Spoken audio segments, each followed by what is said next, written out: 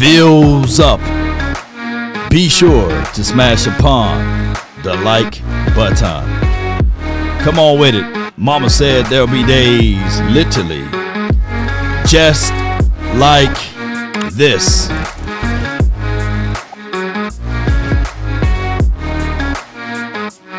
Come on with it.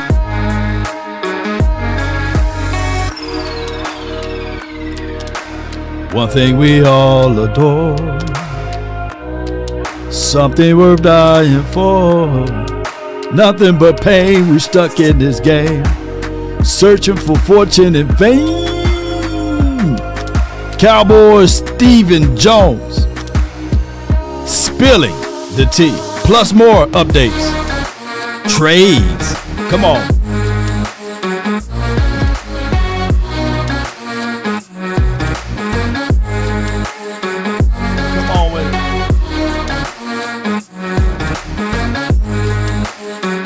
Golden rule of it all. Put a 1 in the chat if the audio is straight. Come on with it.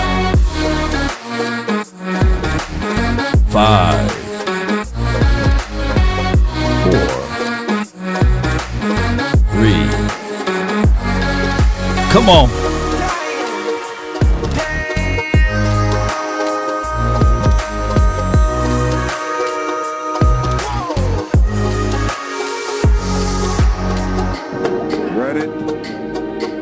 From it, destiny arrives all the same.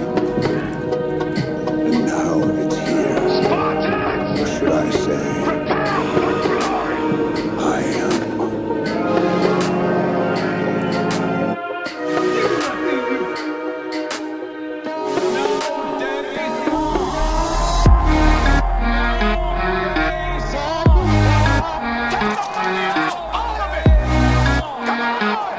5, 4, 3, 2, and 1. Come on.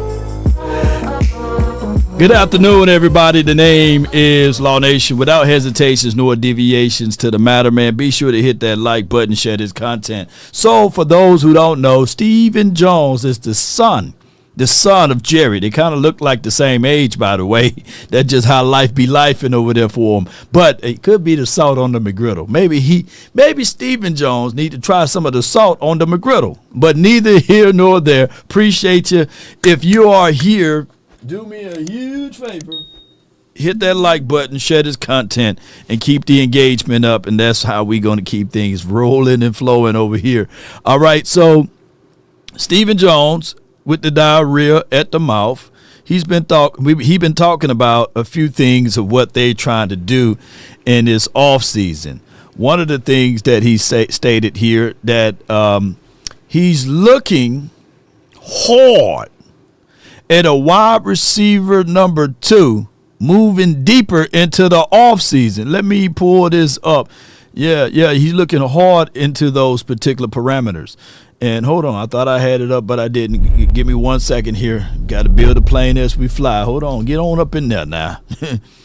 And we're going to get it going one way or another. Give me 1 second here. Just a premature selection there, selectively speaking. Okay, all right, good, we got it. All right, so Cowboys Executive Vice President Stephen Jones.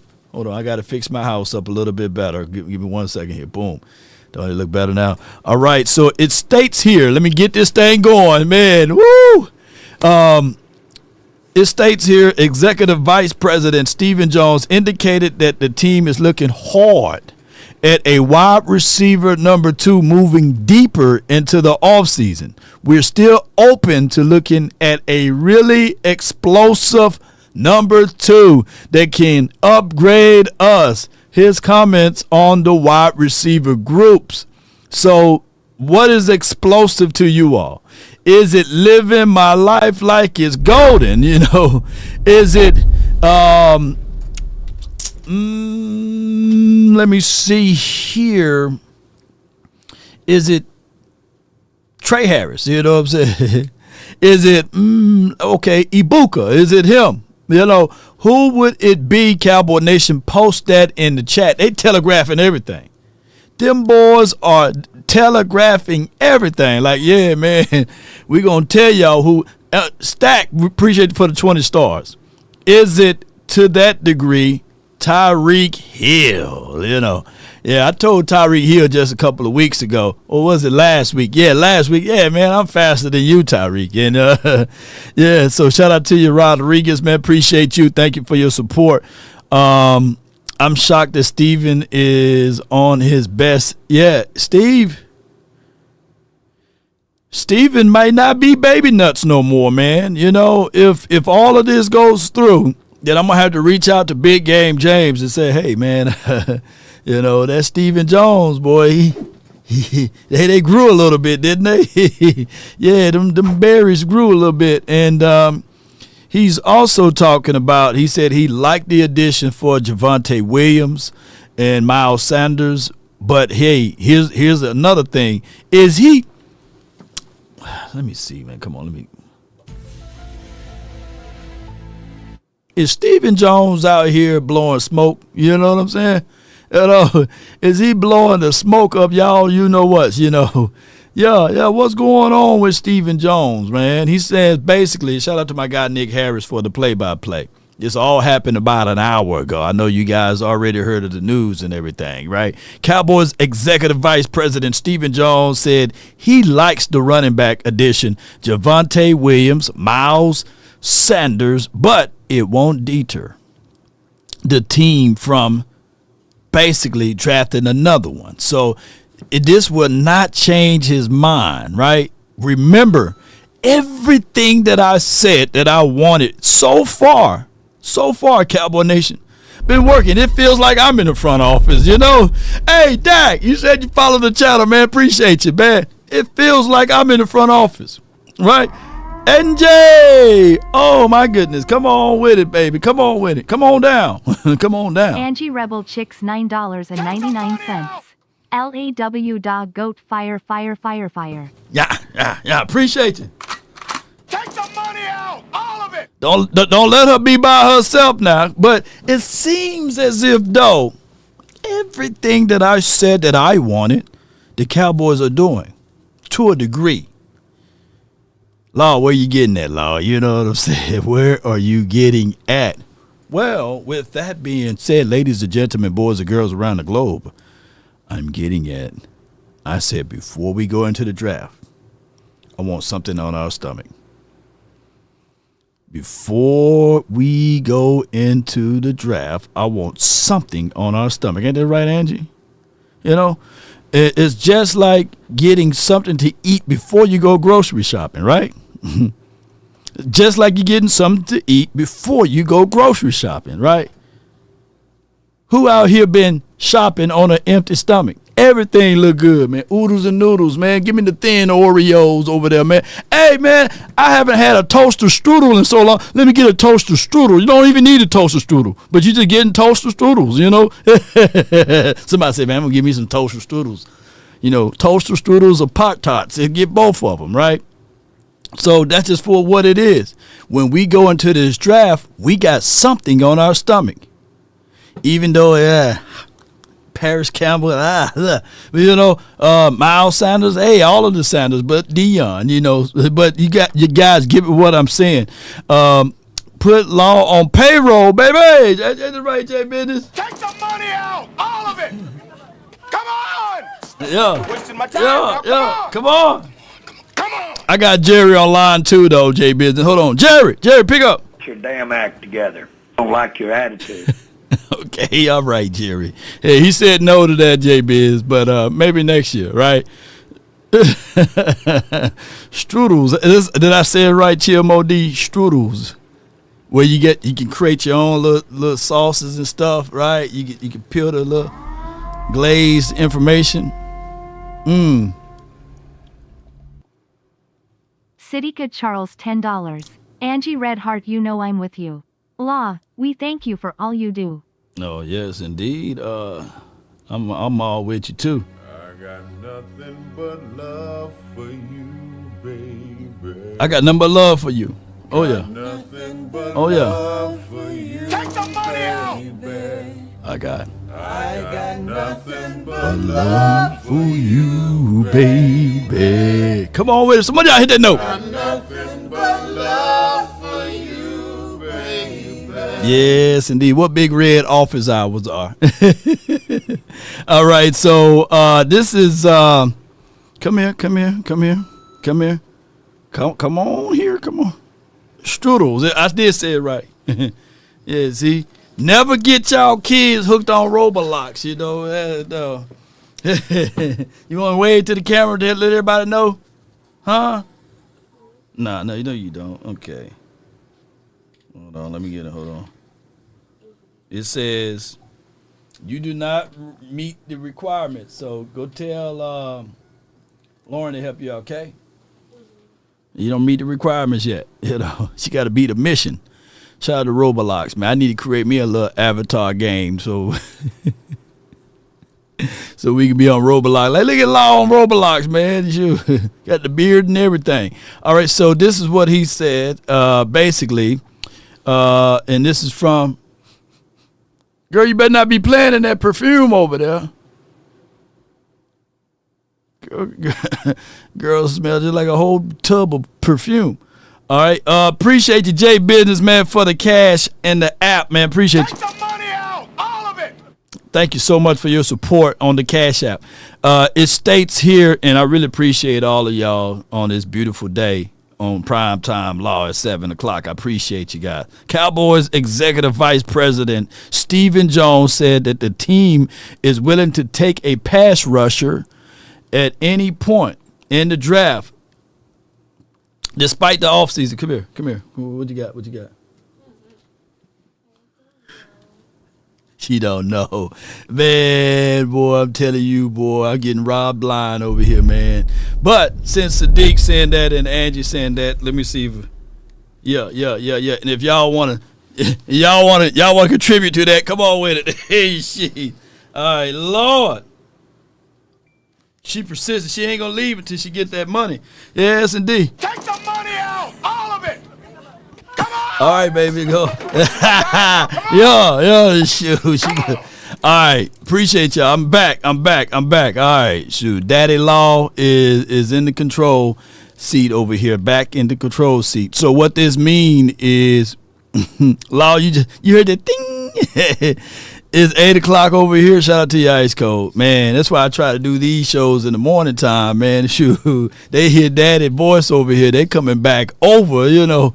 But neither here nor there. Stephen Jones says also, quote, it was a hard hit spot for us injury last season.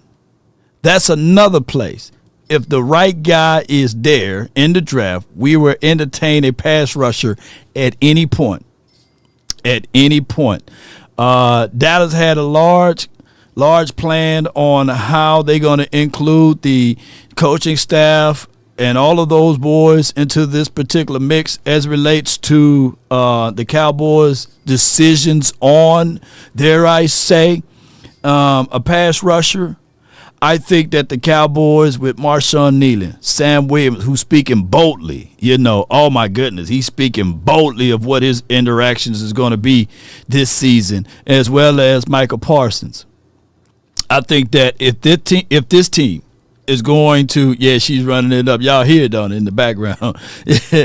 Yeah. I think that Micah Parsons, this is a contract year for him. This is a situation and scenario that we are looking at this thing as it relates to the Dallas Cowboys. I think that they should immediately stop what they're doing and pay Micah Parsons right now so that we won't be talking about this 2 or 3 years from now. About the Cowboys waiting so late to pay Micah Parsons. Now all of a sudden he's disgruntled. Now all of a sudden the XYZ factor, we couldn't get this guy, we couldn't get that guy. Pay these guys. Go after Von Miller or Judon. I already, you know, not to pat myself on the back a little bit, I already told Matt Eberflus, if after the draft, if Von Miller's still there, you know, do what you got to do. I'm just saying. He look like he can still play. Cowboys executive vice president now on linebacker DeMarvion Overshawn, as well as cornerback Trayvon Diggs, who both suffered season-ending knee injuries. They had significant injuries. Quote, there's a good chance that they may not start for us week when the season starts. However, they may not be available. So basically, what we're getting at here, ladies and gentlemen, is that you got to plan for those that are healthy. You can't make the plans for those who are not. And the Cowboys need to figure that out one way or another. We got a super chat from Mr. Soulful. Appreciate you, Law. What would you do if one of those offensive tackles mocked for the top 10 slide to us in the 12? Something got to be wrong with them, right? Something got to be wrong with them. Yeah, something got to be wrong with them if they fall all the way to that point. And if, like, let's say, for example, Will Campbell, he falls to the 12th spot. It's a blessing, but it's also a curse because what's going on with him? What we missed out? What's going on with him altogether? And those are things that we have to consider if that is a case in a scenario. So I'm thinking that the Cowboys may look into this thing as relates to that, as go with explosive players. He said that he want explosive players. Go with that. As much time as Stephen Jones is talking, we are seeing less and we are hearing less of Jerry. We are seeing and hearing less of Jerry. Father Time is undefeated. And Jerry Jones, we haven't heard from him. Normally, Jerry be doing all of the talking. So we hope all is well with Jerry. But these how the negotiations went in the past when it was dealing with Dak Prescott. Let's listen to them. Shout out to Brandon Laurie with the cut-ups, and let's listen to what he had to say. And I played this earlier today, but I wanted to play this in front of the live audience to get y'all thoughts on everything. The world sees those two get done, and then everyone's now turned their attention to when will Dak get done? When will he get his contract, or will he get one, or will they? And what's Dak thinking at this point? So Dak just cut. 3 years ago he got the greatest NFL contract of all time. He's crushing it on the field. He's got a ton of money. He's everything's great. But I remember him saying something in the media like, what was Dak's mentality at this point of the negotiation? What was important to him? Ultimately, he was thinking about football. Like I remember we went and sat down with him maybe right at the start of training camp or right before training camp and really just gave him an overview of everything. I remember the other two quarterbacks weren't quite done, so I was basically telling him, here's where the negotiations are with Tua and Jordan, and we think they're going to finish around here. And this is, how the market has changed since your last contract. And he was just really thinking about football. He gave us the green. You do what you need to do. Like I'm focused on football. When you're talking about your focus level, you want to be like, there's no difference between a laser and a light bulb. They both are beams of light.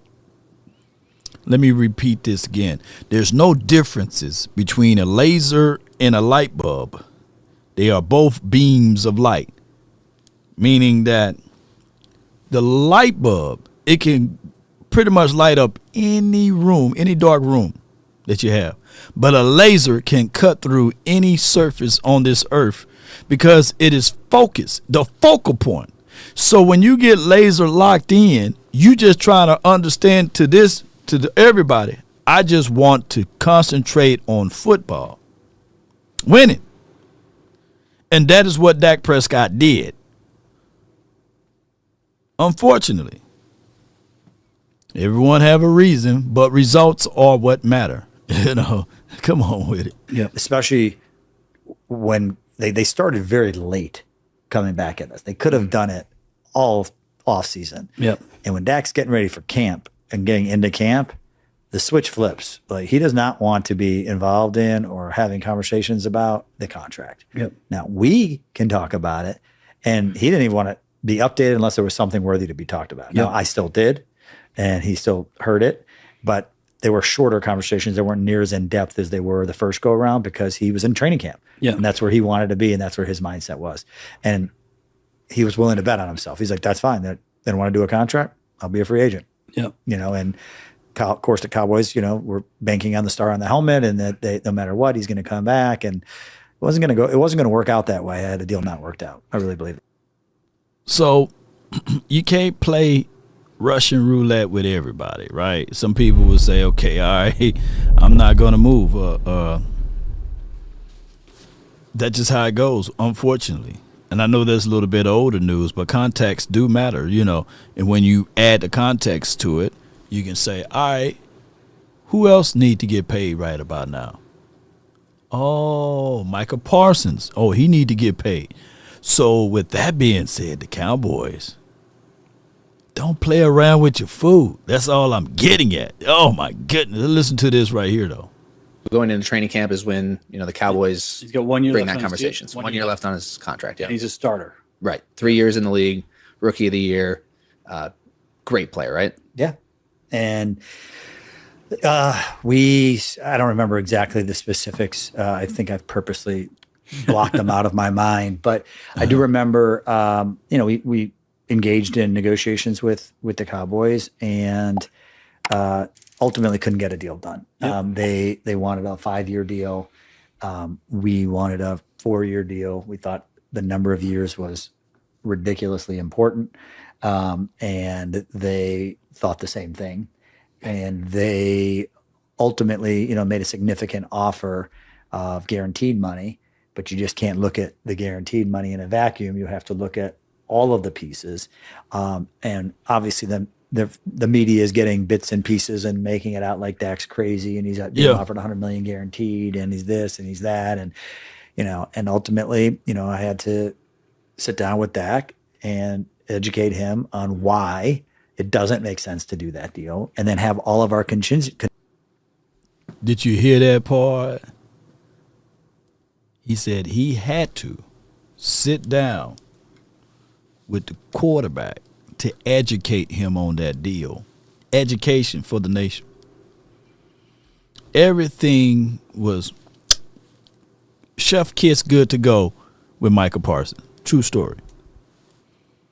But once you get educated on the way and the nature of things you have to reconsider. You have to sit back and say, let me get out of this situation and put yourself in this situation and ask yourself, will they do right by you if X, Y, and Z things happen to you? And 9 times out of 10, things from an agent perspective different from the player's perspective. The player say, hey, I just want to play football, right? That's just like when that person gets you in the interrogation room and they start bringing you the oodles and noodles. They start bringing you the Popeyes chickens or the KFC chicken, whatever the chicken is better. Y'all let me know in the chat, right? And they giving you soda and they telling you, yeah, tell me about where you was at 3 o'clock in the morning. We got you. We got you food and everything.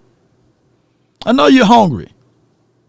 So you was driving down the street. Okay. Then what happened? You think that the light was red? That's very curious. Well, if you thought that the light was red, then how's Fred dead right there by that light? Tell me more. And if you don't say lawyer, if you don't say give me my attorney, then they're going to keep diving in. All of a sudden, they say, hey, you had the knife in your right hand, right? And you tripped and you fell and landed on him, right? You stabbed that Fred, right?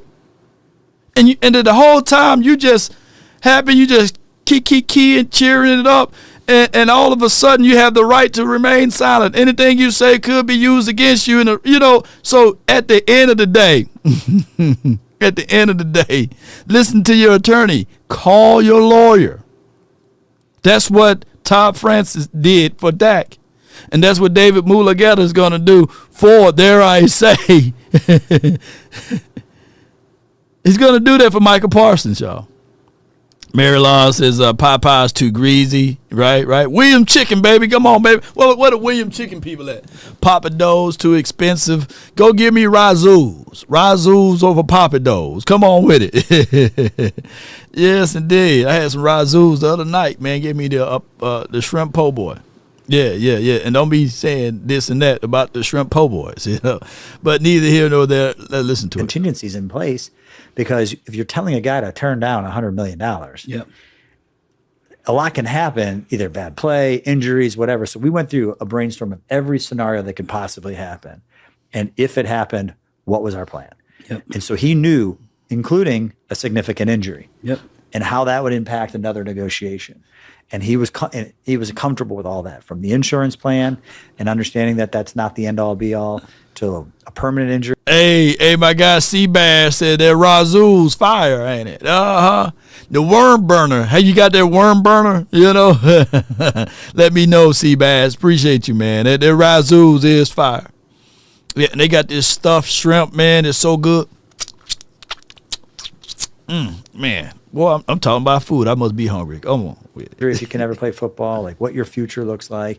And obviously, as a later round draft pick, teams have a tendency to dangle money in front of a player, and that they'll just grab it because it's, the more than they've ever seen. Yep. And that is a strategy by a team. And I get that. And some kids might go for that. Luckily for me, Dak put all his 100% trust and faith in what I was guiding him and telling him. We went through every scenario. It was very detailed. And we ultimately turned down that money. Yeah. And I remember the day I called Steven and told him we weren't going to do it. And I remember exactly what his response was. Exactly what his response was. What was it? What was it, man? What was his response, man? All right, so Sadiq said, what is Razoo's? Man, this Razoo's right here. I'm talking about it. It got pretty much everything that you can say that Papa Do's got a little bit. You know what I'm saying? They got these boudin balls. They got crispy fried gator tail. They pretty hard. The wings, I really don't go there for the wings. It's like going to a seafood spot and ordering steak. You know, you got to go for what they got. You know, they got the catfish, crawfish cakes, man. They got a whole bunch of stuff, man. But I really like their stuffed shrimp, man. And then put some over dirty rice. Give me some dirty rice over mine, man. Don't give me the white rice. I'm on my rice to be dirty a little bit. Y'all give me what I'm saying. Steak and shrimp is good though, but come on with it. Razoo's is for the culture, man. Yeah, man, because I'm in Texas, man. I'm used to like Louisiana food. I'm from Mississippi, so we only grew like 10 minutes, 15 minutes away from Louisiana. So I'm used to that type of eating, right? The gumbo is pretty good though. Sometimes you gotta flavor it up your own self, but for what it is, that cup of gumbo is pretty good though. Add dirty rice on mine. I be telling them like, look, man, get the white rice up out of there. Put the dirty rice. Make my rice dirty, man. I don't want no clean rice.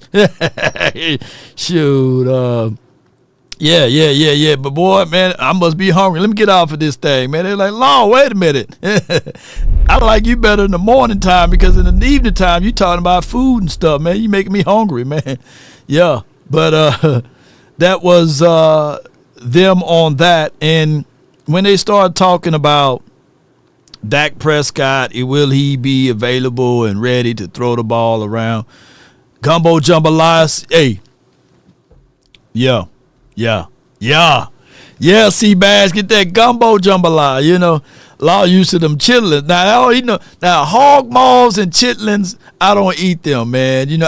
For some reason, I never had the palate for the hog maws and chitlins, man, But shout out to those who eat it. And if you eating it without hot sauce and stuff, you just a different type of person, right? Dirty rice is hard, for real. Yeah.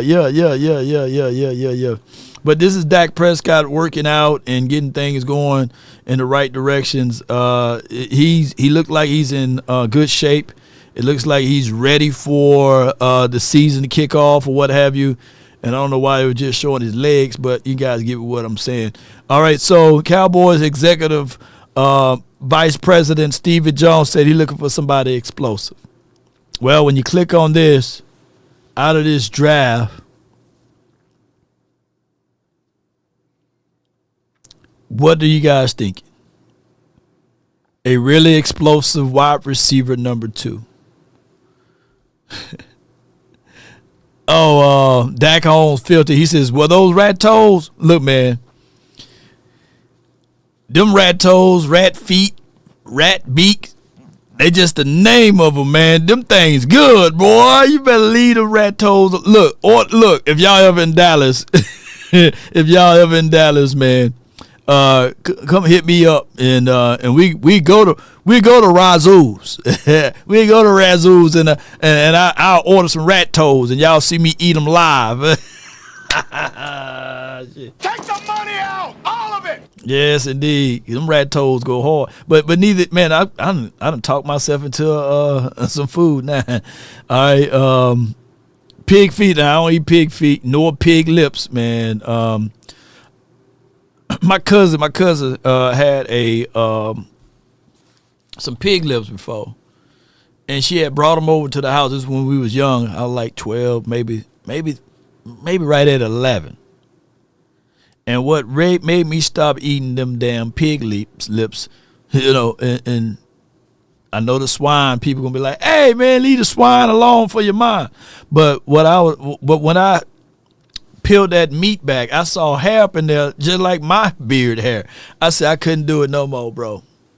I couldn't do no pig lips, man. It had more facial hair than me, right? So those who are already know, y'all know what I'm talking about.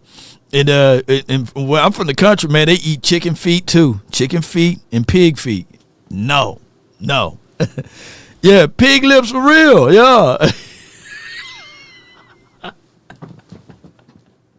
Some of y'all never been in the country, man. Y'all be like, man, what are he talking about, man? But neither here nor there.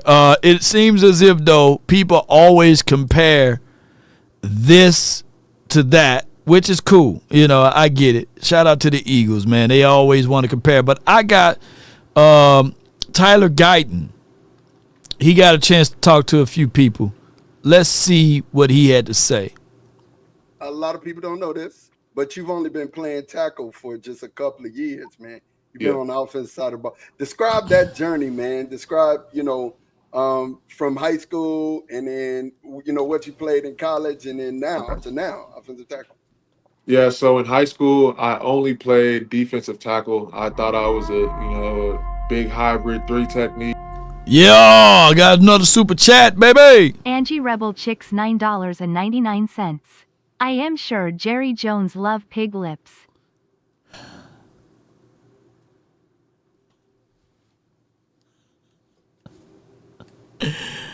You ain't lying. I like when you like this, Daddy.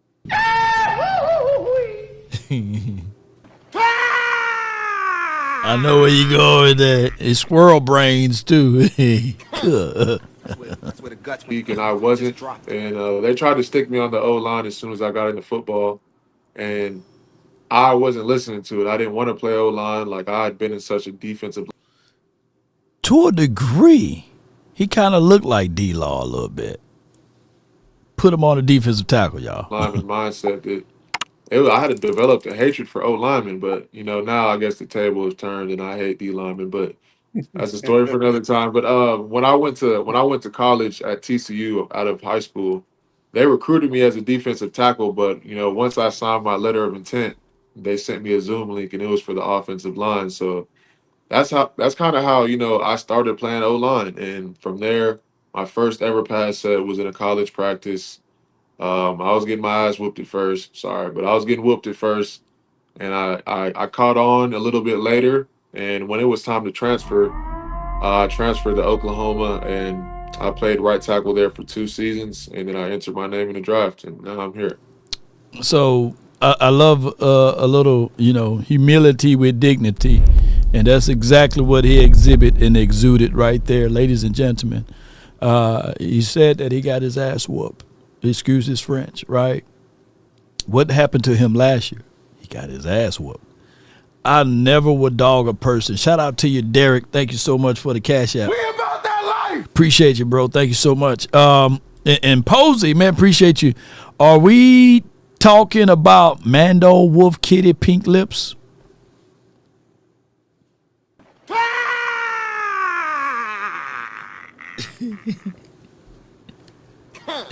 Wait a minute, man. Just drop them. Boy, no swine for your mind. What's your point? Man, all right. Y'all crazy, man. All right, let me get my mind back to this over here, man. Jeez, man. All right. I'm glad y'all talking in codes, boy. And somebody like, hey, mama, Law said it. He like pig lips, and we were like, hey, wait a minute. No, mama. Law said that Jerry liked pig lips. What's your point? All right. So with that being said, my guy Tyler Guyton, I love humility with dignity. It could be a situation, and I'm gonna stop reading y'all comments now, man. I'm gonna stop, man. I'm gonna stop reading y'all comments, boy.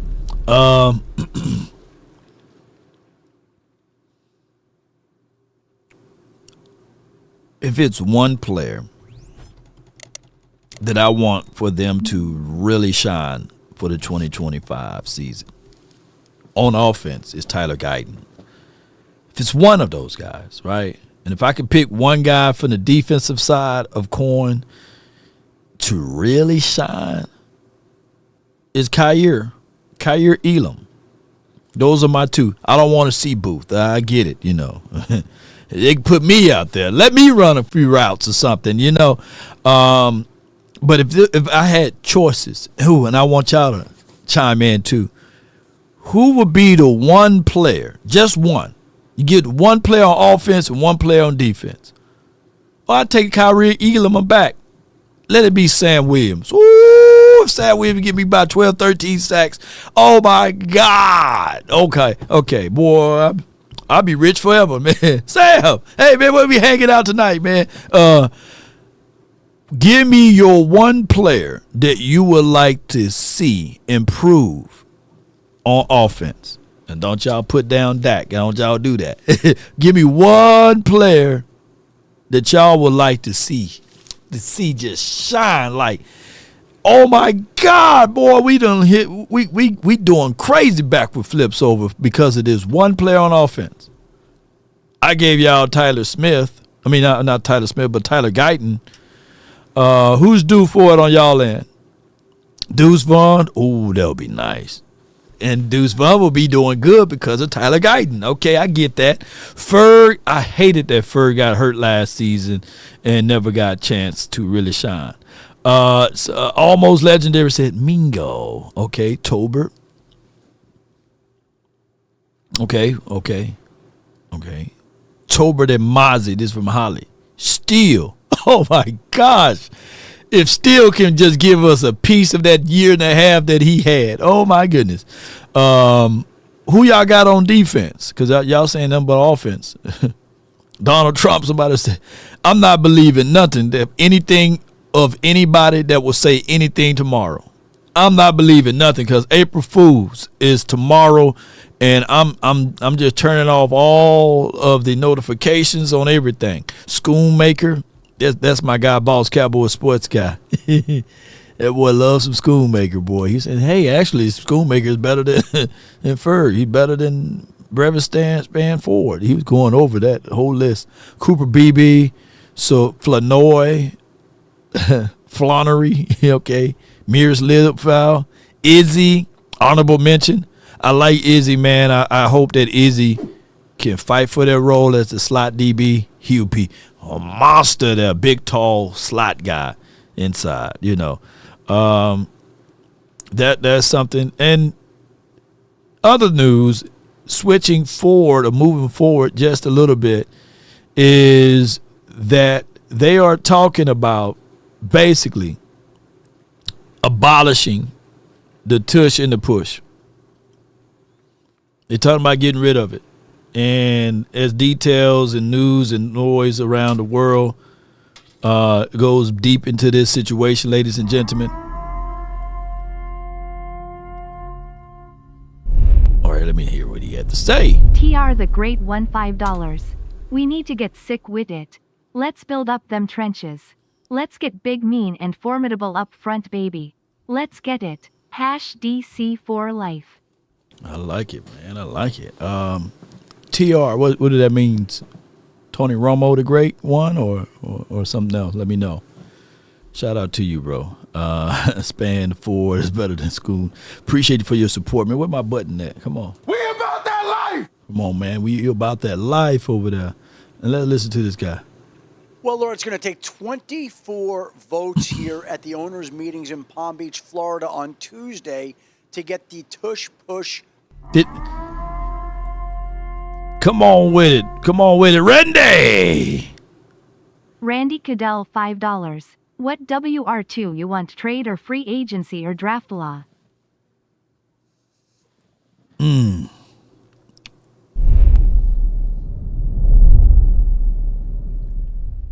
Trade Tyreek Hill, only because I got a chance to chop it up with him. If Tyreek Hill come here, then we'll have all podcasts. Hey, Law, man, what's up with all these podcasts on Tuesday? Where you at, man? I'm podcasting with T Hill, man.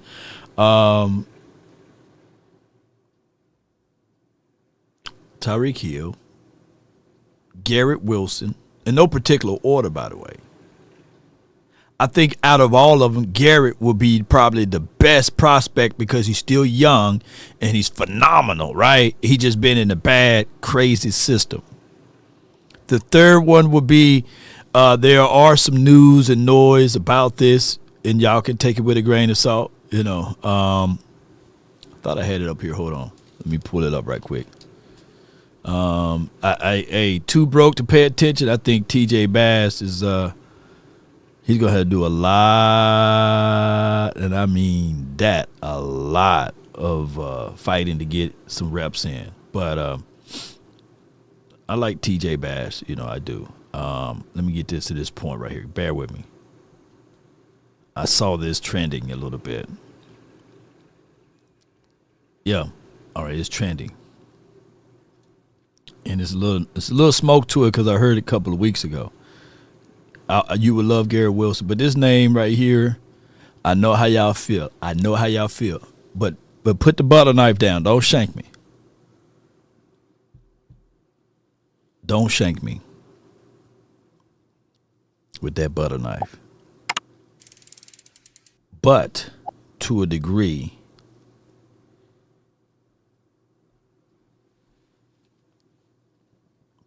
potential trade option.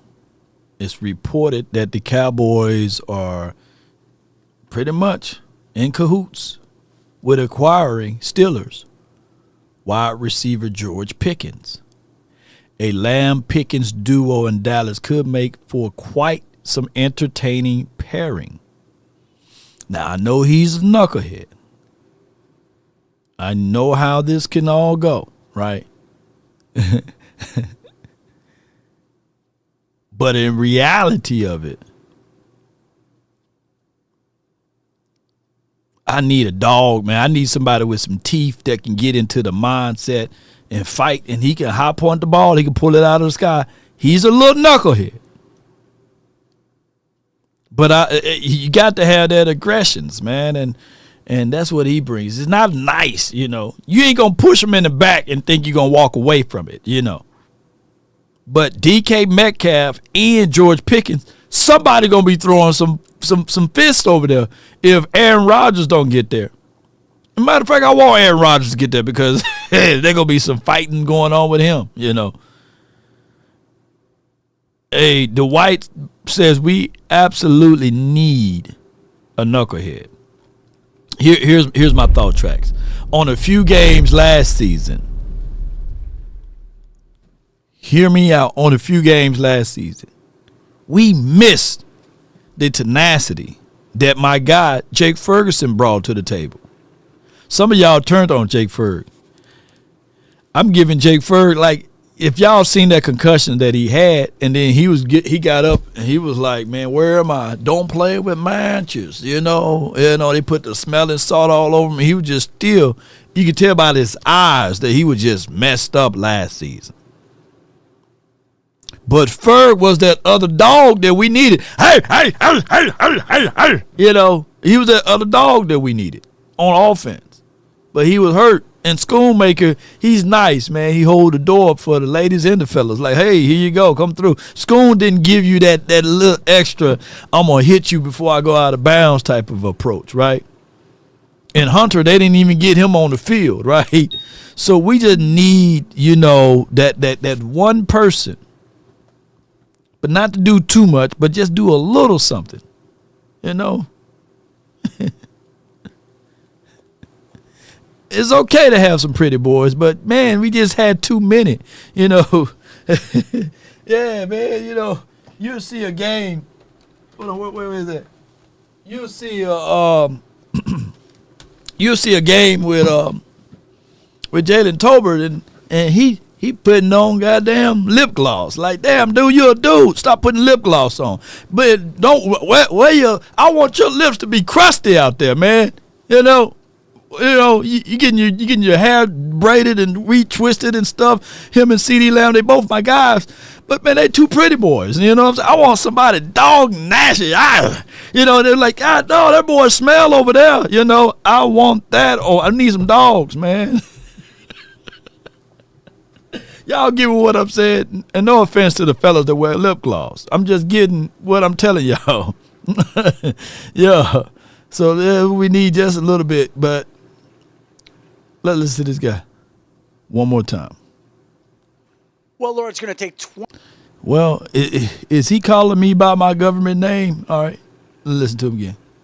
Well, Laura, it's going to take 24 votes here at the owners' meetings in Palm Beach, Florida on Tuesday to get the Tush Push ban. That's a lot of votes to get, considering we know that the Eagles aren't going to vote for it, and they say that their former coordinators who become head coaches also aren't going to vote for it. That would be Kellen Moore, the former Eagles offensive coordinator in New Orleans. That would be Shane Steichen, the former Eagles offensive coordinator in Indianapolis. That would be Jonathan Gannon, the former Eagles defensive coordinator in Arizona. If that is the case, that's 4 votes that they would not be getting to overturn the Tush Push play. Now you need to come up with essentially a few more, and all of a sudden it wouldn't pass. But the one thing that I don't think can be underestimated here is if Roger Goodell, the NFL commissioner, doesn't want this play in the game, somehow the league is pretty good and convincing at finding the votes it needs to get the support it wants to get the play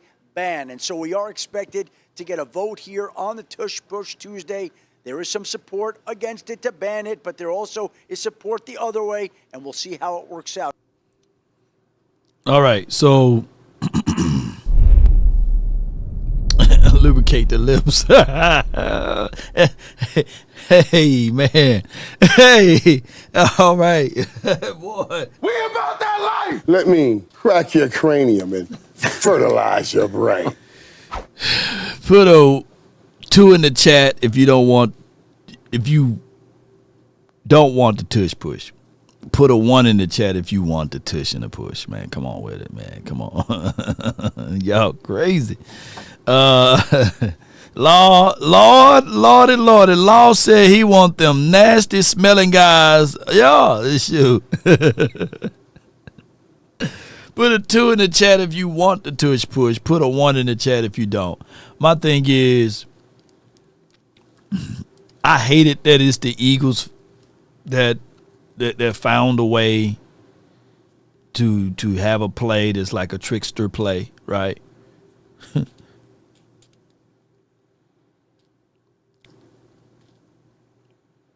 But, man, they found a cheat code, man. You know, should just allow the defense to push too. You know, let's get rugby all the way through. And I do like the way that AOC this morning said that basically it is a situation and scenario that the defense can't do it. What Stephen Jones said. If the defense can't do it, it's a competitive advantage for the offense. What's so hard? Y'all are billionaires with a B. I heard you supposed to beat people at their own game, man. Shoot. I seen other teams learn how to do the tush and the push. The Bills, they do that, don't they? Yeah, too sus though, Law. It is a sus move though. I ain't gonna lie to you. It is a little sussy. Yeah. It's a little sussy. You're all right.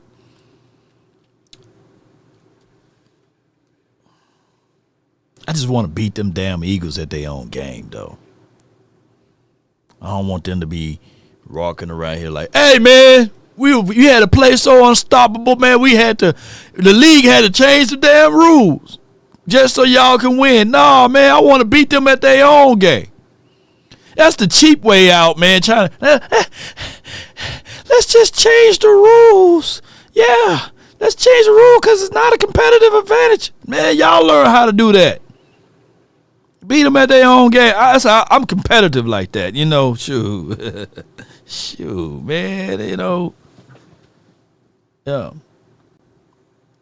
Beat them at their own game. Don't be changing the whole rules up just so it can fit your, you know. Look, I can't stand. You know, growing up, you know, I'm a Lakers guy, right? I'm a Lakers guy, and I've seen the agenda when Michael Jackson. Oh, Michael Jordan. Boy, y'all gonna send me to the shame room. Like, damn, how you gonna mess up the GOAT name? Law, how you gonna mess up the GOAT name, man? Shame on you. I'm gonna put the shame on myself for messing his name up. Shame. Shame. Shame. But man, they kind of like made it light for him because he couldn't get past Detroit, man. He couldn't get past Detroit, so what they did was they got this new rule called a damn touch foul. You can get up in line and try to and just touch foul, and the touch foul changed the entire landscape of the NBA. Man, touch fouls. You know, and I ain't trying to say that Jordan not the GOAT. I'm not going down that route. But what I'm saying is they flexed the rules for him, man. Sure, they made him so he can be even more aerodynamic. Man, we want to be able to have Jordan to do some crazy stuff. Now, here's the GOAT. But it's just one of those things that, man, I don't like the fact that they changing up the rules. Y'all get what I'm saying? Bad boys. Yeah. So Detroit still walking around with, well, they had changed the rule.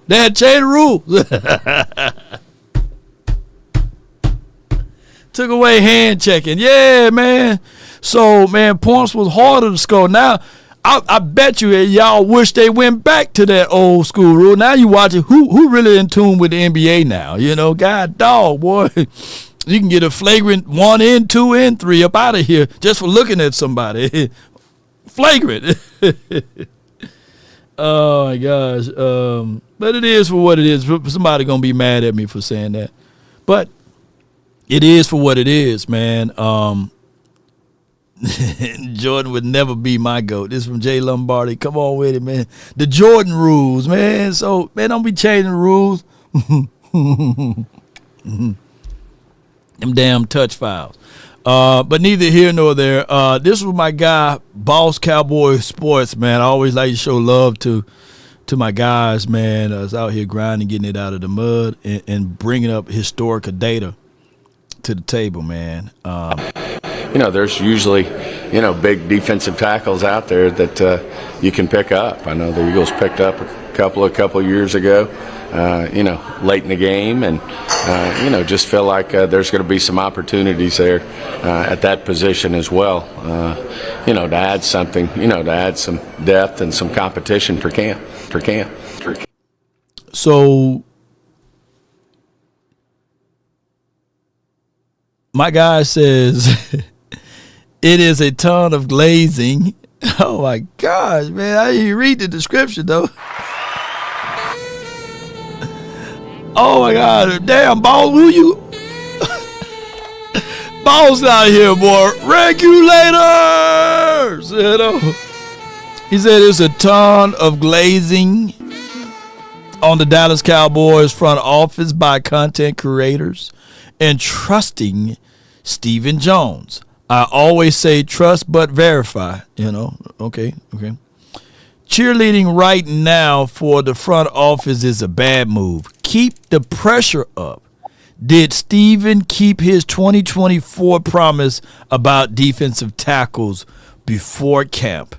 Let me know in the chat if you guys feel as if, though, did they keep or kept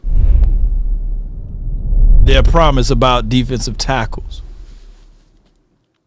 Now, I don't have the sheet in front of me, but they did bring in some big boys, and I don't have the time parameters. But it wasn't before training camp, I believe. It was kind of like at the tip of it, because they did bring in Jordan Phillips, right? And they did bring in, y'all help me out, man. But who did they bring in far as DTs? Because I think that it dried up real quickly. And he's right. But they did bring in Jordan Phillips. They did bring in Linval Joseph, who about 38 and a half years of age, right? Who else did they bring in? As far as the defensive tackle, I thought they brought in somebody else and he just didn't even make the team. KJ Henry or Derrick Henry cousin, but it wasn't before camp. You guys are extremely right on that. Linval Joseph. Okay, help me out. Who else they brought in? Linval Joseph and Phillips. I saw Phillips in the damn playoffs. Like, wait a minute, he was on our side, And they screwed around. They screwed around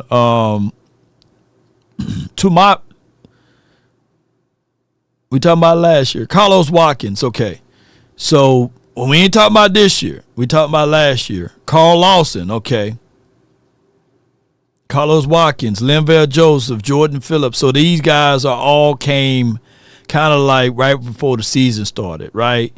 And I think that I don't trust Stephen Jones to a degree, but I can't say that we are moving the same that we moved last season, though. If we can be fair to Solomon Thomas and Peyton Turner and all of those boys. But I do get his point that we got to continue to apply the pressure. And to be real with you guys, just be 1,000. Thou wow with y'all. Just being real. Yeah.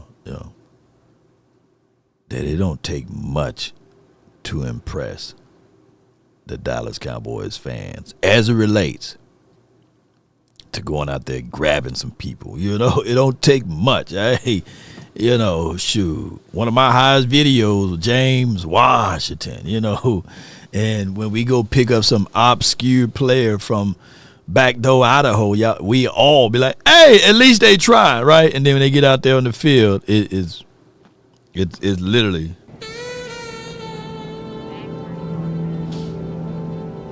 Riggs.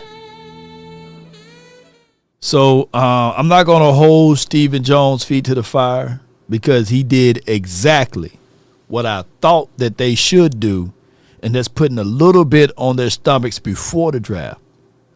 Now, you tell me, we didn't have $34 to $35 million to spend last offseason.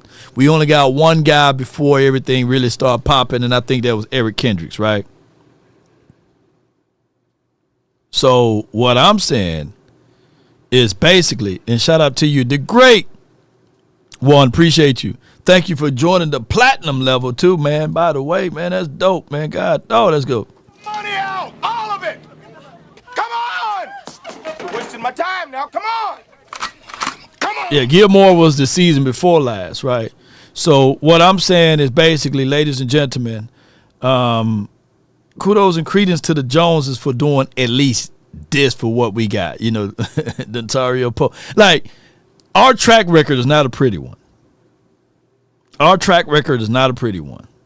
And the Cowboys front office back office, side piece sweep, and all of this stuff that they got going on, yes, we need to see more from them.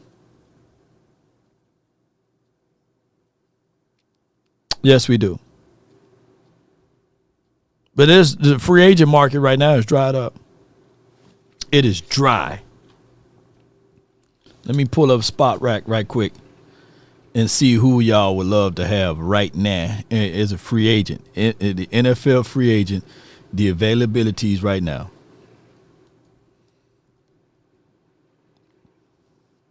You got Aaron Rodgers, Keenan Allen, Von Miller, Amari Cooper, Deontay Johnson, and Brandon Sherfield, Tyler Lockett, Marcus Williams, Matt Judon, Preston Smith, Joseph Noteboom, Zadarius Smith, Shaq Mason. These are your top 10 free agent guys based off of, I guess they going off of productivities or what have you, as far as their rankings or what have you. All I can say is with all of this is nobody to me is a needle puller or pusher, I meant to say. Amari Cooper, shout out to him. He's my dog. I like what he will bring to the table. But at this point, you might as well wait till after the draft and see what you can get after this thing is all swashed and settled and done, right? Keenan Allen, I like Keenan Allen, but he's 32.9, so he's going to be 33 in a third. You can wait till after the draft, right? And even if you bring in like Von Miller, 36, this can be after the draft right now. I don't want us to get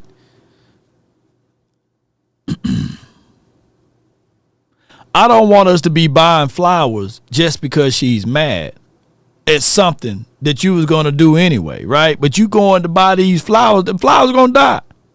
Flowers going to die. So just do what she said she wanted you to do. If it's your time to wash the car, man. But just because you forgot to wash the car, now you finna go out there and buy the flowers and stuff, you just spending unnecessary money, man. You know? Just go ahead and wash the car, give her some good rub, and then all of the other stuff is going to wash away, right? She's going to be happy again. But you got to read the room. Just don't be buying flowers. You buy the flowers, forget about the good rub, right? Give them something to fight for, right? So what I'm thinking that the Cowboys have already got something on their stomach. Now, a trade is a whole different situation. If the Cowboys go out there and trade for a situation, that's a whole nother deal. But picking up any of these guys off of this list, I just don't really see it unless it's Asante Samuel, you know. But none of these guys are egg worthy to me, right? And it's just for what it is.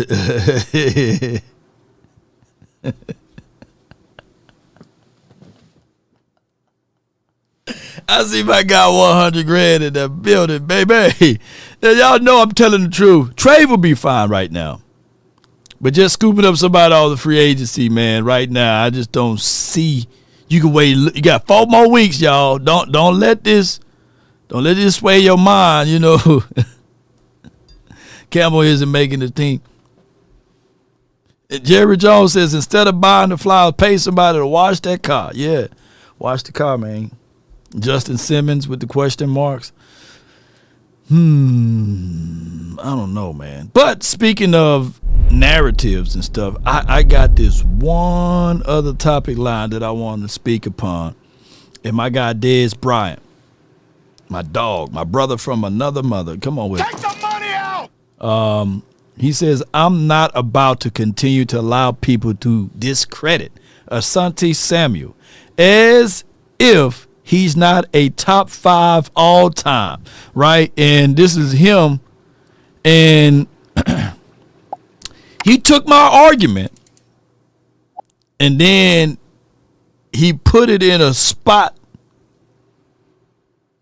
where I have to agree with Asante. At first, I'm sitting here saying to Asante, at first, I'm sitting here like, man, this dude right here, man. You must be out of your goddamn mind. But now, since he spoke with this level of an authority, come on, Mama Sadiq. Tell Mama Sadiq, tune in to this one right here, Sadiq. Tell mama to tune in right now. Oh, come on with it. All right, yo, man. All right, Prime is no Prime. Samuel ain't no Prime. I get you, Paul. But what he's about to say right here, I respect that man 1,000,000%. I remember Ryan Clark. I remember you sat right there on that set and praised Jalen Ramsey. Yes, Jalen Ramsey. While degrading Trayvon Diggs when Trayvon Diggs had 10 interceptions. You feel me? Hey, I can just leave and go home right now. Oh my! Well, I'm at the house. I can just leave and go to bed right now. Y'all can say, "Hey, that loudmouth guy with the beard. Hey, he can hush now." Yeah. Let me repeat what he. Let me rewind for your mind one more time. Y'all got nothing else to do right now, right? Come on with it. I remember Ryan Clark. I remember you sat right there on that set and praised Jalen Ramsey. Yes, Jalen Ramsey. While degrading Trayvon Diggs when Trayvon Diggs had 10 interceptions. You feel me? And Ramsey only had 3 or 4 interceptions that season, I think. But Ramsey gave up 800 yards that season. Trayvon Diggs gave up a lot of yards as well. They wasn't too far apart. But who remember me, man? I was fighting that fight. And people was in the comment box saying, man, you don't know football. You ain't did nothing in football. Diggs giving up 1,000,000 yards, man. Jalen, da-da-da-da. I pulled up the side-by-side analysis. I talked about the yards that was allowed, yards that was given up. I did the first 3 years of Jalen Ramsey, and I did the first 2 years. I think I did the first 2 years of both of these guys. And everybody, mama, uncle, cousin, Tupac, and Biggie was saying, man, you wrong about that. But now look how long it took for the truth to get here. This dude got over 386,000 views on this one, right? Come on with it. Trayvon Diggs had 10 plus interceptions. You understand what I'm saying? But Ryan Clark, you tried to make Trayvon Diggs look bad. Come on with it. Ramsey was on your show that night, that day. And that wasn't play at all. Right then, I knew the type of person you was, homeboy. Yeah. Go back and pull up your show. Everybody go look at the show where Ryan Clark was going in on Trayvon Diggs. And Trayvon Diggs had all these interceptions. He gave up a lot of yards, but also did other cornerbacks. But he decided to praise one because he doesn't know nothing about playing cornerback and stats and getting the ball and making turnovers and so on and so forth. You know what I mean? So Ryan Clark is definitely someone that don't have a clue what the heck they talking about. You know what I mean? Or he's just a biased individual or has to show favoritism or something like that. But from the times that I seen him talk and speak on individuals, Ryan Clark that doesn't have a clue what he's talking about. Ooh, credibility destroyed. Oh my God. Let me see the comment. I'm just here for the comment. Hey, that go face right there, boy. Jeez. Oh my gosh, boy, that's crazy, man. But let's check this out. Yo, if you serious about gaming, you need to check out the Turtle Beach Self 700. The headset is built for power, comfort, the hybrid leather cushion, metal reinforced design, the clean, lay flat look that made to last, the real magic, the dual driver that give you high definition 24-bit audio sound. That crisp, that footsteps, clean shot, 3D sound that put you in the game. Switching device easy. You can bounce between PC, PlayStation, and even your phone with Bluetooth. Thanks to crossplay, noise cancellation, giving you crisp, crystal clear, zero static sound. Game smarter, play louder, dominate everything. And remember, you're listening to nothing but the best. Let's get it. No doubt. Let's get it, man. Appreciate everybody, man, for tuning in for that commercial, man. Be sure to click the link that's in our description box, man, and get things rocking and rolling that way. I have a response by Ryan Clark, and he says, all love, brother. Like I said, both you and Prime were better players than me. You had an amazing career. Nothing but the best to you and your family. Big fan of yours, Junior. JR. Oh, wait a minute. He ain't JR. He's senior. You know, oh, wow. You got to put the correcto on there. He's senior. Unless they call him junior. But Asante Samuel Junior, I want him to come to the Cowboys. I might, just for the hell of it, I might crack an egg on my head if that happens. Deep Base, send me that link. It's in the description there, man. Turtle Beach, you can hear Ryan Clark crying a miles away. Come on with it, Jerry. Appreciate you, Jerry. Jerry is in here. What's your point? Shout out to Jerry, man. It works on all of this PC, Xbox, PS. You can put your cell phone to it, and the Turtle Beach will work. So be sure to click that link, and then you get to use the promo code LAW and save 10% off of it. Another thing that I want to acknowledge here while we're here, appreciate everybody for tuning in. I want to bring this up right quick. Bear with me, ladies and gentlemen. And it's for a good, noble cause. We managed to be a miracle to a lot of folks, right? And we managed to help out a lot of things. And I'm thinking that if you guys can help partake in these type of ventures, that we can go even further. I know I can go fast by myself, but I go further with someone else. A philosopher told me that. But what I want to do is play this right quick. Yeah.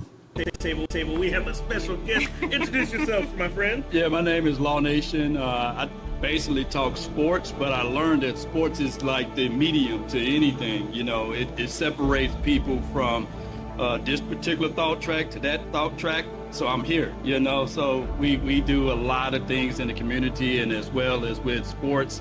And I think sports always align people with their vision. And I love the fact that you said you are in service. The greatest amongst you will be a servant, right? Someone who's willing to give up time and space to be able to help someone out. And I love that. And I love you for doing the grant and you're doing the mission. So we all together going to have a great time today. Yeah.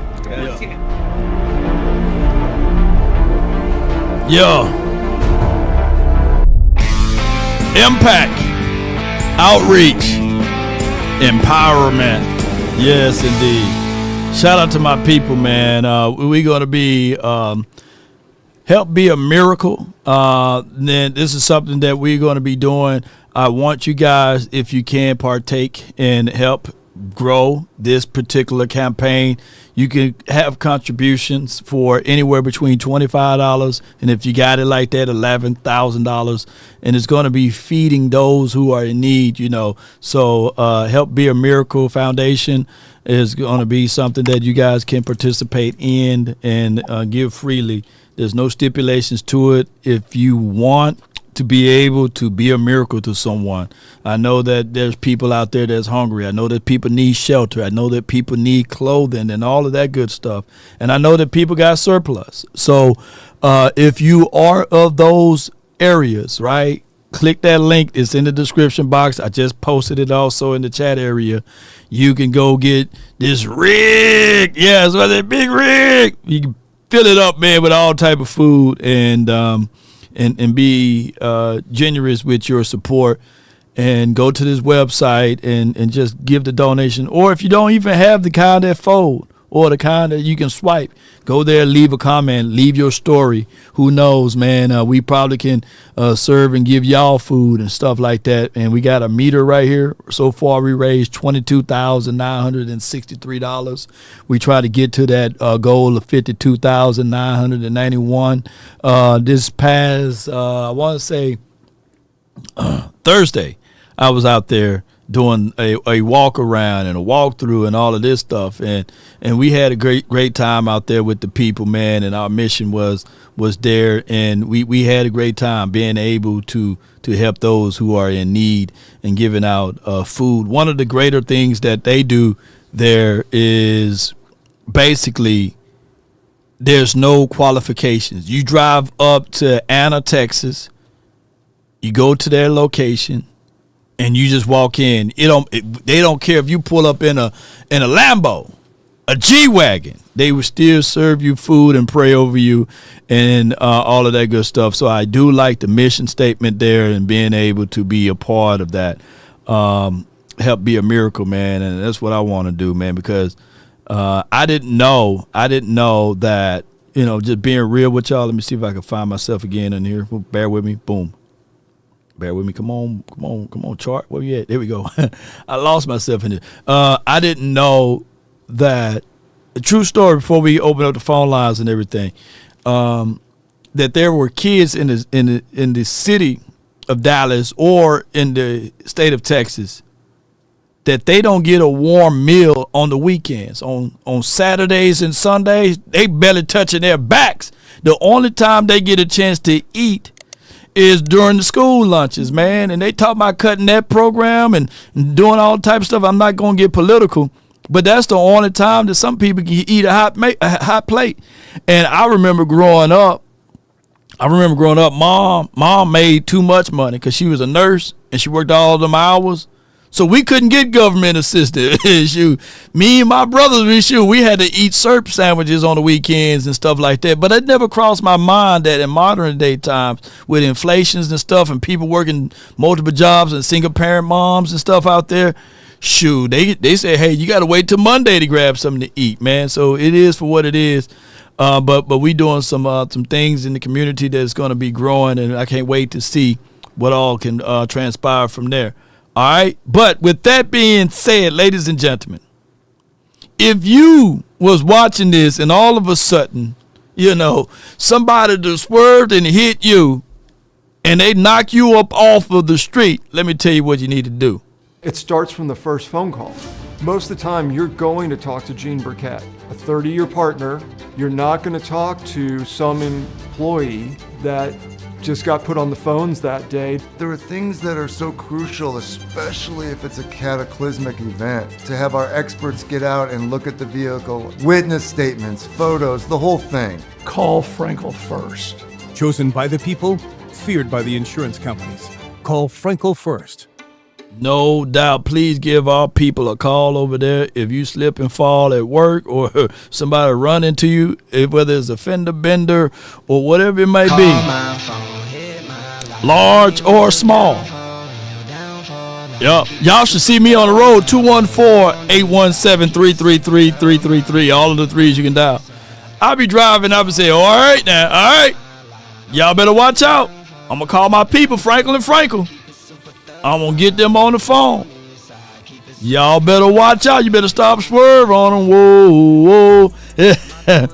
So 657-390-7391 is the hotline for your mind. And with that being said, they have over a combined of 100 years of experiences. That's a long time. That's a long time. And they're located here in the heart of Dallas, right? With that being said, about 9,000 people, 9K, moved to Dallas a month. That's a lot of folks, y'all. So be sure to reach out to our partners, man. If you're in Dallas and somebody hit you, scrape your car and stuff like that, and let's see how that goes. All right, with the first caller from the 803, you're live on the nation, brought to you by Frenkel and Frenkel Law Firm. And if you guys have problems dialing that number, visit FrenkelFirm.com. But I got Coach Marv on the line from the 803. You're live on the nation. Talk to us. What's going on, Law? Nothing much. Hey, man, I like what you're doing with the community, man. You're using your fame, because I hear about you in Dallas. Your fame, but that's what you got to do. You got to give back, man. And I always tell you, man, your mom gave you some good encouragement. I know she's so proud of you right now, man, of giving back to the community and doing some great things, man. So keep on pushing with that, man. I just wanted to call, man. I had a long conversation with someone, and we was talking about about the Cowboys and everybody was just, these guys were telling me so much about how much weapons we need to get with the Cowboys, and I was like, I said, man, just 2 years ago, we're basically almost the same weapons. Right. And the whole year, your quarterback was almost the MVP of this league. And we're judging the amount of weapons this year where he missed 9 games, and we had Rush and Trey Lance as quarterback, and we judging our guys off those guys, and we had a lame duck status of a coaching, which I think that kind of just fell apart. Right. But I just got, and then I got to the point of saying this, and I hate Philadelphia, man. Oh, yeah. It hurts me to my heart that they won. But I'm gonna give them credit, and I'm gonna give their fan base credit for one.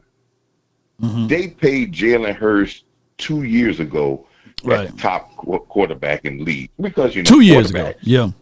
2 years. Quarterbacks is not about what they do. Mm-hmm. It's about the job title they have, and that's the pay grade for the job title. Right. Yeah, there's a pay grade. I like where you're going. You keep going. That's the pay grade for the job. No, but they was. I remember them playing, and when they didn't run the football, when they ran the football, they fans went crazy, cheering because they ran the ball, and then their organization was stern enough to do what the Giants wouldn't do. The Giants said, I remember they had their general manager when they had taped them, I think, saying when Barkley was going up for his contract, they were like, man, we just paid Daniel Jones. How will you look paying a running back and run the ball 20 times a game, and we got a quarterback making $40 million a year? Yeah. So they decided to go with the quarterback because they said, man, we pay a quarterback. We supposed to put it all on him. Yeah. But Philly had the gumption enough to have a quarterback that they paid the most in the NFL 2 years ago, and to bring another guy in that was going to be the focal point of their offense. Yep. Man, that's, and know what they told Jalen, don't worry about what people say if you throw for 400 yards or whatever. We're going to do and put you in the situation that you was in Oklahoma, when you was in Alabama, when you was in high school, where you always won it. And we're going to put bank on that. The stats says when these things happen, you win 90% of the games. And then we're going to ask you to do for a game or two here to come out and do something. And we're not going to ask you to throw different passes. We're going to do the same different passes, same passes over and over again. And we're going to do what you do well. And we don't care about what people say because we paid you, because the job title position says that's what you're supposed to get paid, and that's what we paid you. But we're not going to go, and we're not going to try to prove to everybody that you're worth the money. And you know something? Our Cowboys, we get so caught up because all these other media sources, they can see us going off on a tangent about, man, getting more physical, about running the ball, but they're sneaking in about, you got to get 60 million. They keep saying that, and the next thing you know, Stephen Jones say, we invested into our quarterback, right? And the next thing you know, we'll be trying to find weapons, and if we find a receiver weapon, we still ain't taking no pressure off that. We're putting more pressure for him to get the ball to these weapons. Yeah. But this is what the Philly said. We're going to take the pressure off of you. And every situation, Hurts, you have been in when they had a good defense, a running game, and a couple of wide receivers, Oklahoma, Alabama, high school, you have always won. And that's what the statistics show. When Dak Prescott has a good running game and they run the ball over a certain amount of time and they're balanced. Come on with it. They win 85% of their games. And I hear people talking about, well, you know something? We have gotten off the tangent about running the ball, but now we're going back to talk about weapons. But I say this, Law. A.J. Brown had a down year from the year he won. People were talking about him the MVP. Devontae Smith only had 68 catches and 7 touchdowns. Same amount of touchdowns that Jalen Tolbert had. Come on with it. And we said we need weapons. And then the final point I made, I said, man, they kept telling me about Tolbert. And then I went back and I said, Law, you need to check this thing out. They had this little thing about Tolbert when he came out of college. And they were showing it how, and they were showing, And showing all these passes where he was catching the ball down the field and high point the ball. Yes, sir. And in the 2 or 3 years he was here, he has had 2 catches down the field that he high pointed the ball. 2. And he said, well, that's his game. And when you go down to training camp, we saw him going down the field. But when we got in the season, I think we threw about 4 of his catches was down the field, and the rest of them with his back turned to the goalpost.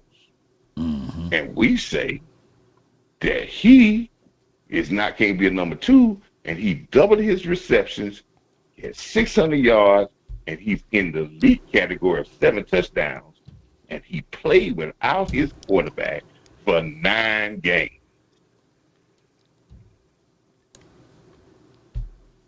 Let's stop being so hyper and over sensitive.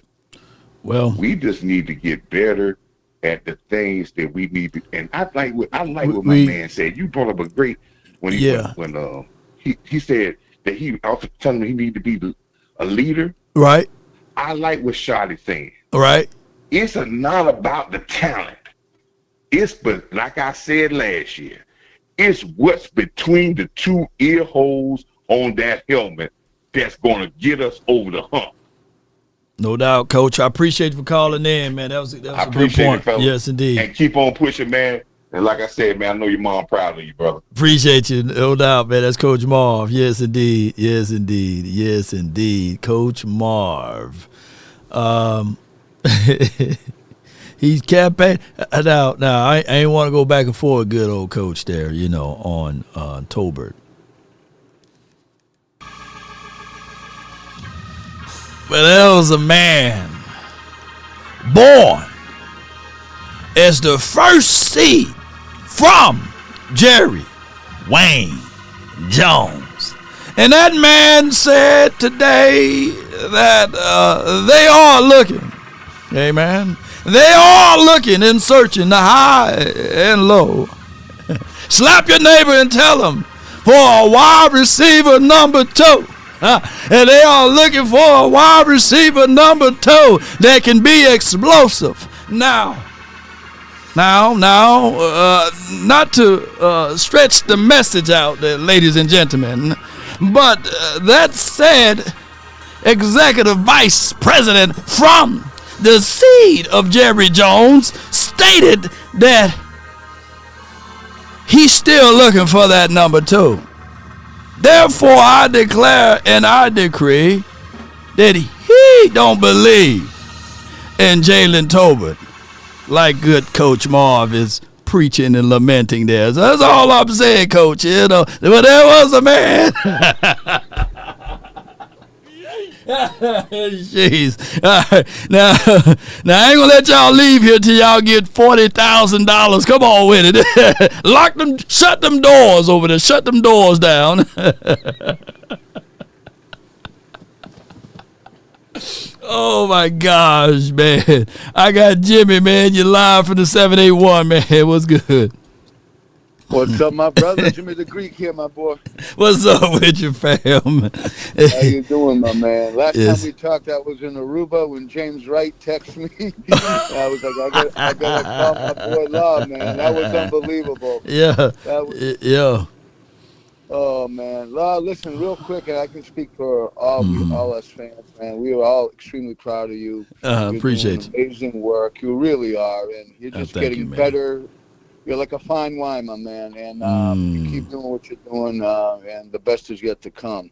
Now, as far as Steven is concerned, talking about talking about pass rushes, I don't believe any of that crap. I think the first pick is definitely going to be a running back. I pray Genty is there. If he's not, then we have to go with the best player available. Yeah.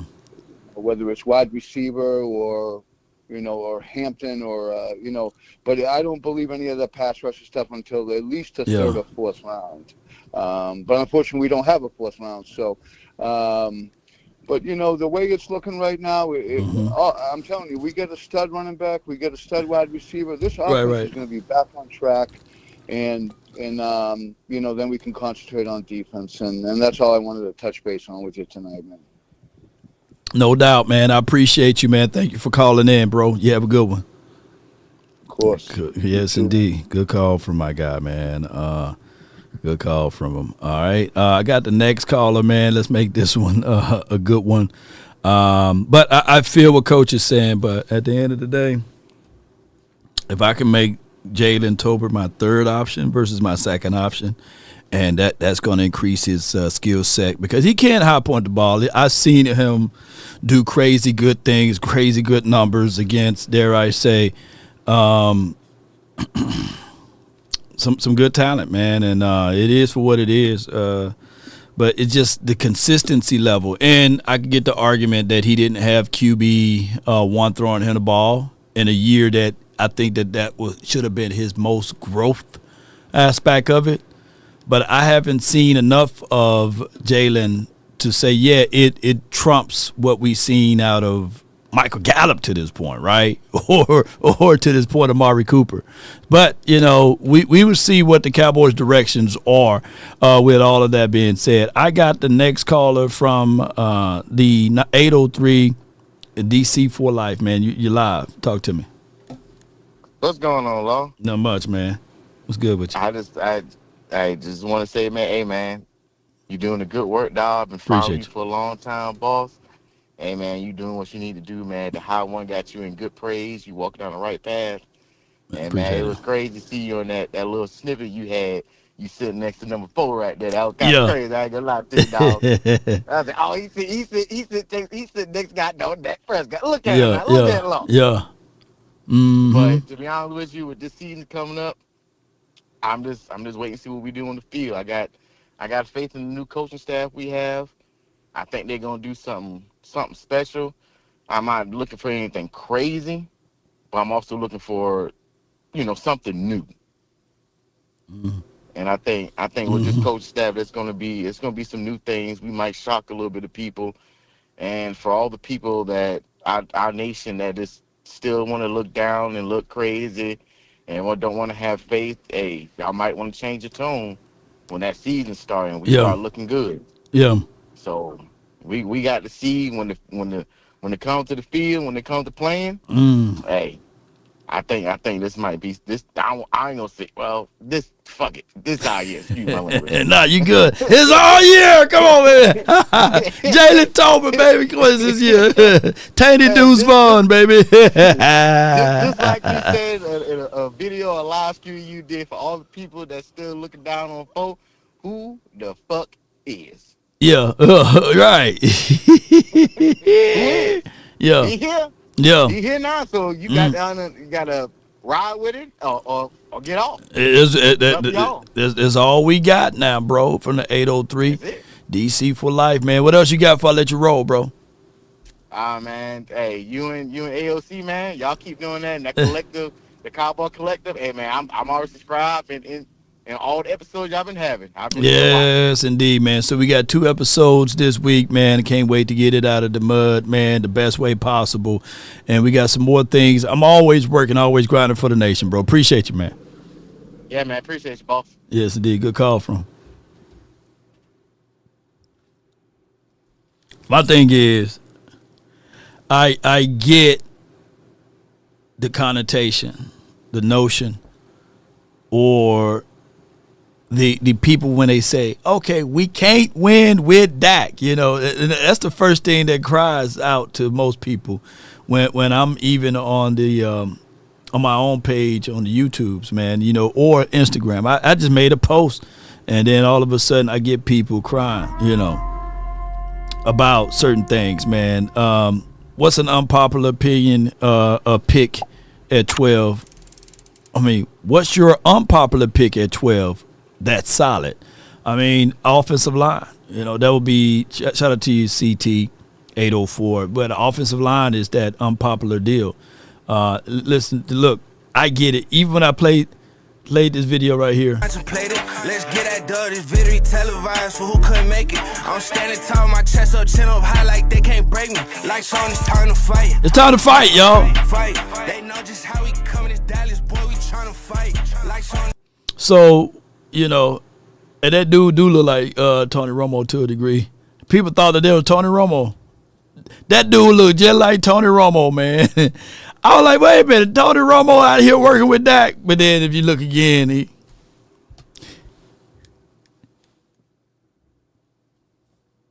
he's more like Catan.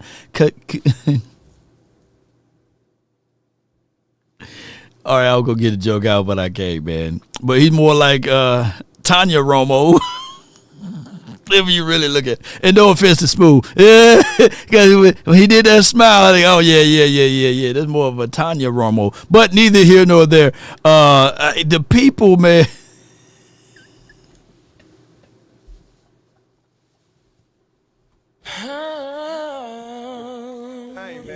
Y'all better not leave me alone, boy.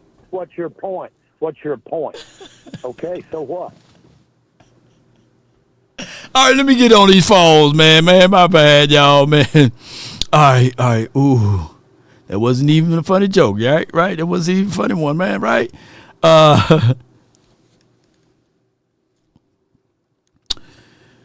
Whew. All right, I got the 469, then I got the 201. Okay, 469, man, help me out, man. You're live on the nation, man. Hey, what's up, brother? Real much, man. I like our deal, you know what I'm saying? You have a conversation with Prescott. And I hope you told Prescott, you know what I'm saying, like when he's in that pocket and he know nobody ain't open, you see the extra 5 yards, man, just run and get it, man. You big and strong, Let's get it, man. Let's get it, yo. Prescott is my quarterback, and I love my boy Prescott. I do. I love him. And I dream one day, Cowboy Nation, I dream one day, you will rise up and you will sit at the table with Jerry Jones and you will have a conversation. I see that happening. Lord, I see that happening. You and Jerry Jones will have a conversation one day. And I believe, and I hope you get Jerry Jones some good knowledge when you talk to him. Because you are getting popular. You getting big. You are blowing up. And I pray for this curse we dealing with in Dallas will, leave us. And we're going to be a new team this year. We can start out for a fresh year, a fresh season. Okay. We can have a good start this year. So I believe this year going to be the blessed year for us. And one day, you and Jerry Jones, we have that decent conversation. Right. That's what I see. And I want to thank everyone for tuning in. But I'll tell you right now, God bless everyone. Yep. And I pray for everyone. Yep. To be encouraged. And remember, people, God is first, not you. But be encouraged and be strong. And remember, don't give up on hope. Don't give up. Be encouraged and be strong. God bless you. Everybody have a good night. Yay. Pastor Tim, y'all. Appreciate him for calling in, y'all. Yes, indeed. I got from the 201, and appreciate you for calling in. 100 grand with the plan, man. What's good with you, bro? What's going on, man? You Not much, man. 36 runs. How about them Yankees, baby? Let's go. Starting off the season good. Let's get it on, baby. Let's go. Yeah, man. Hey, listen, man. Yeah, damn right. It's cheatable bat. That bat ain't his fake bat. Whoa. No, don't do that. Don't do that, man. Don't do that. Man, you got a cheat code bat. Regulation bats, man. Don't do that. Man. It's nice like that, man. Look, we did this last year, Lord. Don't do that. Come on, man. Oh, because the Dodgers beat us, it ain't gonna happen this time. Man. Okay, well, this year, they gonna eat you up now, man. Yeah, they eating you up over there, man. He's a Cowboy Yankee guy over here. Yeah, man. Shit, they killing you right now. Look where I'm from. I can't help it, man. Look where I'm from. Yeah, but you're a Cowboy Yankee guy, Hey, look. Cowboys, man. Look, Cowboys in my blood. But I caught on to the Yankees, man. Hometown. Okay. The Yankees, man. It is what it is. Just couldn't get, nah. Yeah. Saw the star and it was a wrap. It's a wrap. Well, come on. What you got for me today, man, outside of them damn Yankees, man? What do you got for me, man? Listen, man. He might make the play-in, man. You counted my boys out. You was talking about my boys. We might make the play-in, man. Don't do that. Which one? Which one? Yeah. You talking about the Miami Heat? We might make the play-in, man. Don't do that. Yeah. You counted us out. You counted us out. They're just playing to get. They're playing to just get knocked out. You know what I'm saying? Shit. Boy, you all over the map, man. You in Dallas, naysayer. You better get me cousin. You in Dallas. You in Florida, dog. You in New York, man. Where? Sure. Where's your where your West Coast team is now? You know what's your West Coast team, dog? Yeah, you got the soccer. Is it a soccer team on the West Coast? Nah. No, you cover the globe over here, sure. You got this east, south, and you need a north, and you need a west team. You got two more teams. Come on, man. Listen, the chat know this ain't nothing new. They know. Yeah. Listen, man. I don't believe Stephen Jones, dog. I don't believe him. I don't care what he says. Make it happen. Less talking, more moving. Yeah. Make it happen. I don't care what you say. Make it happen. You talking about, the guy from Pittsburgh, it's in the air. Make it happen. Yeah. But my thing is, don't make it happen with a first-round pick. Come on, Pittsburgh won't want a first-round pick for that. For Pickens, man, they cotton picking mine. Shoot. That's what I'm saying. What pick would you give up for him? A third in the conditions or something like that. Maybe a fourth or something like that with the conditions, man. I ain't going to give him no. They want another pick, though, Lord. They're not just going to. A player. Well, we give him a player. Give him Jalen's. Give him the Jalen's. We don't want the Jalen's. You think they're going to say, all right. Well, after he caught a ball, after he caught that ball by being hit in the ball, there should be a way where they say, hey, man, this boy all nuts. Come on with it. So that's what they should do. I'm just saying. That would be nice, though. That would be nice, though. I'm tired of the Jalen's. I'm tired of saying, last year, we didn't throw him the ball, or we didn't do this and that. Come on, man. Like, I need a proven guy, man. I'm tired of all this what if and maybe and, just give him a chance. He been here 3 years, bro. Yeah. And everybody said CD wasn't good until he did it when Dak wasn't there, and he did it with any quarterback. Now CD's number one. It's the same applies to all these other guys. Yeah. I don't care who the quarterback is. Same thing with Terry. With Terry, what we say about Scary Terry, Law? Oh, yeah. Man, Scary Terry get a quarterback, man. Yeah, he did. He did play better last year. Because he was doing it with trash dudes at quarterback. No doubt. So that's what make a good receiver, man. You're not always going to have your quarterback, man. You ain't lying. So, I just want another dog, like you were saying. I want another dog. Yeah. I want another dog at wide receiver, man. If we do pull that trade off, all we need is a running back. All we need is a running back, and it'll put me back on the track halfway. Halfway, just man. Halfway. I'm not fully going to be on the track because the moves we made were trash. No doubt, man. The moves we made were trash, and I don't care. A lot of some content creators and some people, they did nothing last year. Man, you need to be happy because they made moves this year. How that sound? I mean, we got to do something, man. What we gonna be talking about, man? You got to talk about something that we doing. No. I understand you gotta talk about it. No. Yeah. That you gotta talk about it, but don't make it seem like, the Cowboys are great because they made all these moves. Okay. Now great is being great is a whole lot different than being, trash, right? So at this point everybody's starting off at 0, right? And what this team, from what I know, the historical data that I'm looking at is that the Cowboys literally, when 4 is healthy and we finish the season out with him, at least we get to the postseason, right? So what I'm looking for out of this draft is for the Cowboys to find me somebody else that could be opposite of CeeDee Lamb to stretch the field, and someone else that can run the ball, at least give us 4 yards. You know what I'm saying? That's what I'm looking for. I agree 100%. Right. To Coach Marv's point. Right? Right. Ain't nobody talking about how Jalen Hurts was carried. If that was Dak Prescott law, they would be saying, man, Dak Prescott got carried to that Super Bowl, man. He didn't win it on his own. But y'all praise Jalen Hurts for winning it. Yep. But if it was Dak, y'all would say he got carried.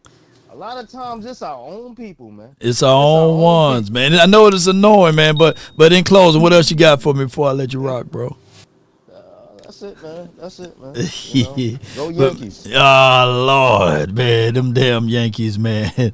Cheatable bats that they're using. All right, I got the 971, and then I got the 202 and 409, a whole real tight, but y'all can make it quick because I got to go grab me a bite to eat. So I got the 971. You're live on the Nation. Talk to me. All we need is this. All we need is that. All we need is this. I'm tired of hearing it. Okay. Tired of it. And stop showing me videos of somebody who ain't out there competing against 11 one-on-one.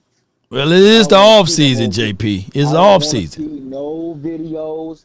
I don't want to see. I want to see you out there. I want to see you physical. I want to see you on the field making plays. We gave you 250.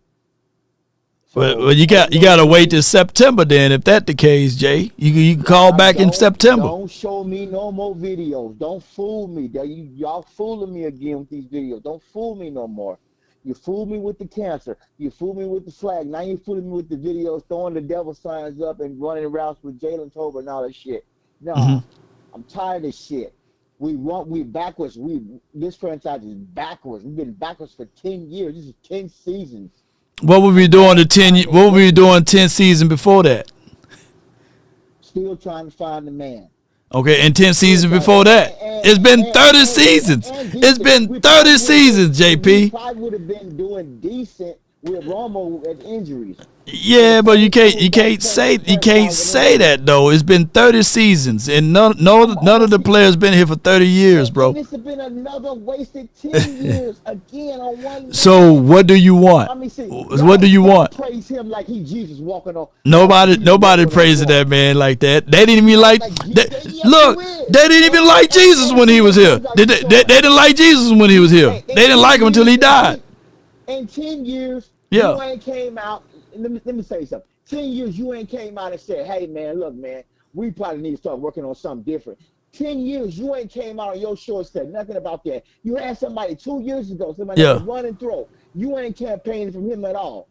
What you talking? Are you talking about Trey Lance? He's still available.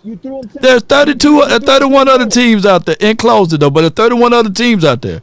In closing is, Quit with the washing. Don't wash me no more, man. You're washing clothes or dirty clothes over here. For some reason, you're gonna have to pick up those stains and you're gonna have to start all over again.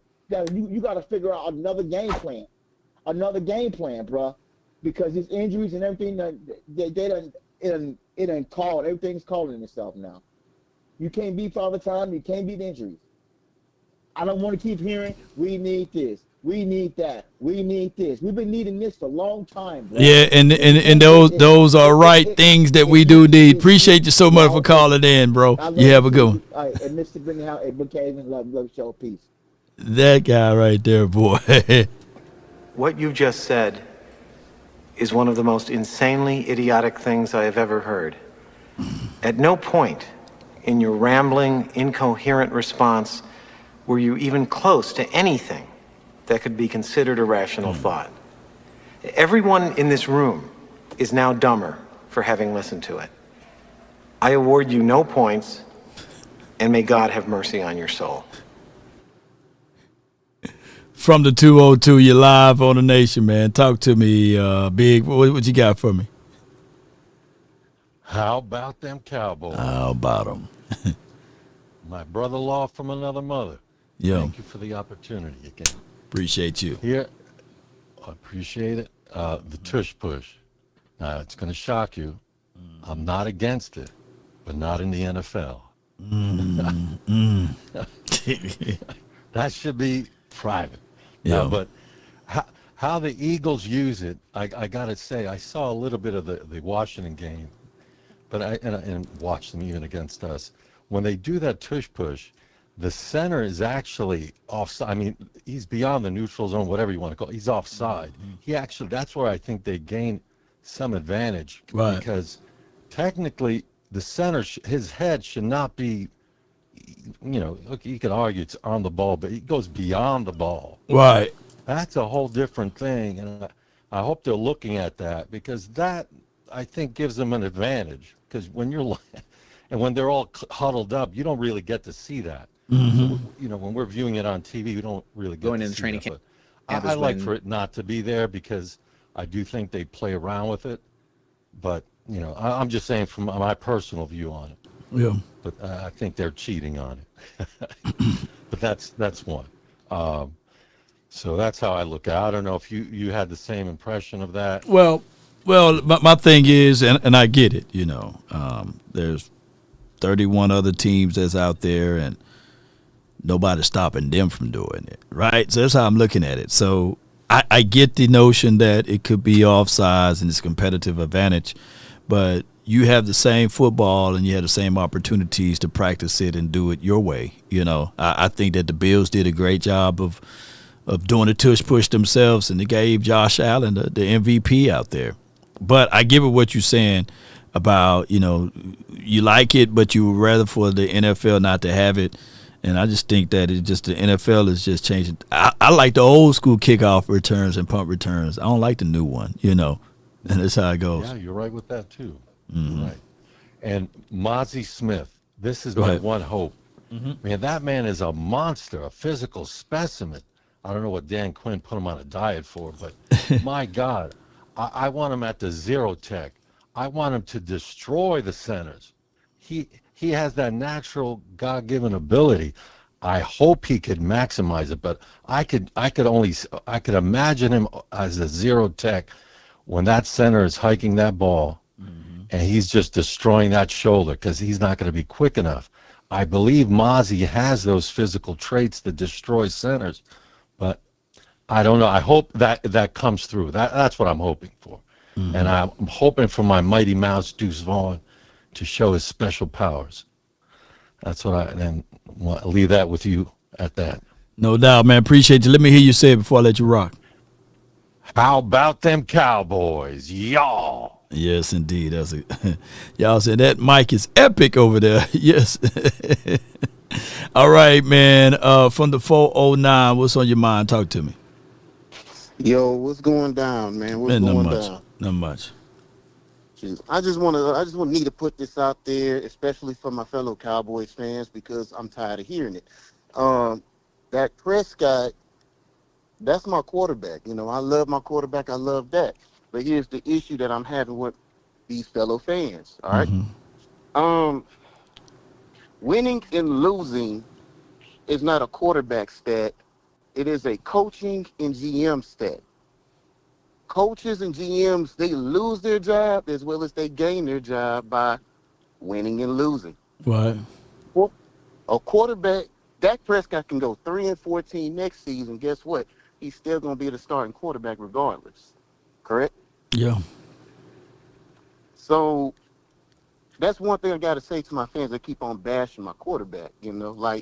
It takes all 11 guys on the field on all phases doing their job, what they are coached to do, in order for us to have playoff success, not just the quarterback. We literally just seen in February a team with a quarterback that's not even considered a top 10 quarterback demolish a team that has arguably the best quarterback in the league. That's That's a good point. It's called teamwork, right? That's called coaching, being coachable. It's called teamwork, right? Mm-hmm. So I just need my fellow Cowboys fans who keep on talking about Dak Prescott can't do it. We can't win with him. Look at what we just witnessed in the Super Bowl. Dak Prescott can do it. Right. We just need to give him a really good running game and stockpile on the defense. Man, you're right. That's on all the I money, really bro. got. Man, appreciate for calling in, man. Good call from you, man. A real good call from you. Man, we went over all our anytime minutes on this. Goodbye. Appreciate everybody, man. The other 10 folks that was in there waiting, I couldn't get to all of y'all, man. I try not to put the timer on it. But I would say this, though. I'm not saying that Dak Prescott is Peyton Manning, right?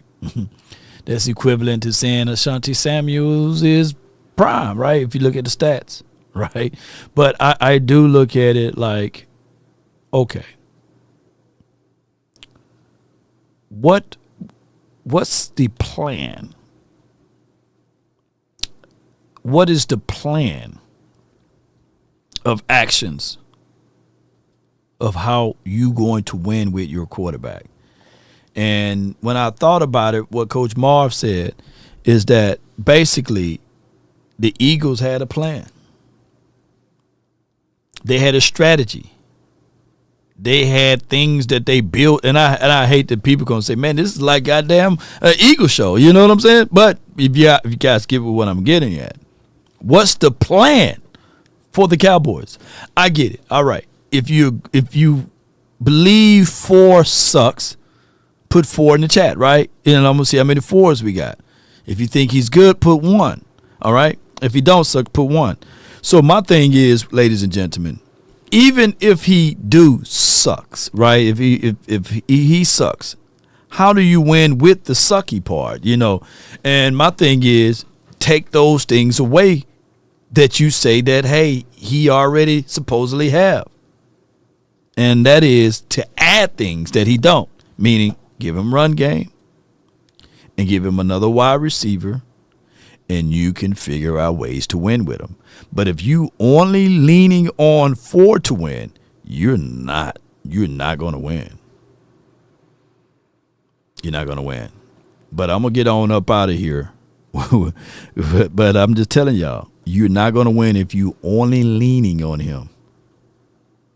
You're not going to win, ladies and gentlemen. You're not going to win with Peyton Manning. If there was no Adrian James, if there was no, when his first season, if Peyton Manning, people fail to realize, you would not win with Peyton Manning if you just got Peyton Manning and no Marvin Harrison. If you don't have the weapons that he had, the Dallas Clarks of the world, right? Jeff Saturday, you don't win. You will not win if he don't have the other pieces on that team. His 1-2 wide receivers were lethal. Just put it down in the chat. Look at his roster, what he had on offense. You don't win. Right? You gotta have pieces, man. And that's the same with Jalen Hurts. They don't win if they don't have Saquon Barkley. AJ Smitty, they don't win. They don't win those games, man. But, you know, people will say, yeah, you know. And yeah, Reggie Wayne and things. Boy, it's funny how people think. Woo! Let me just go back to this one more time before I get up out of here. You give me prime Marvin Harrison and Reggie Wayne. They was healthy for the majority of their career. And Dallas Clark. And Adrian James. And I get it. People going to say, well, the different eras and stuff. Well, technically, The era as far as how DBs can play like yards after contact down the field started in 2003. So technically, that new era benefited Peyton Manning and all of the quarterbacks during that time frame, for those who understand what I'm talking about, because they changed the rule where you can't touch down the field and everything. They made it more lenient for the quarterbacks. That happened in 03.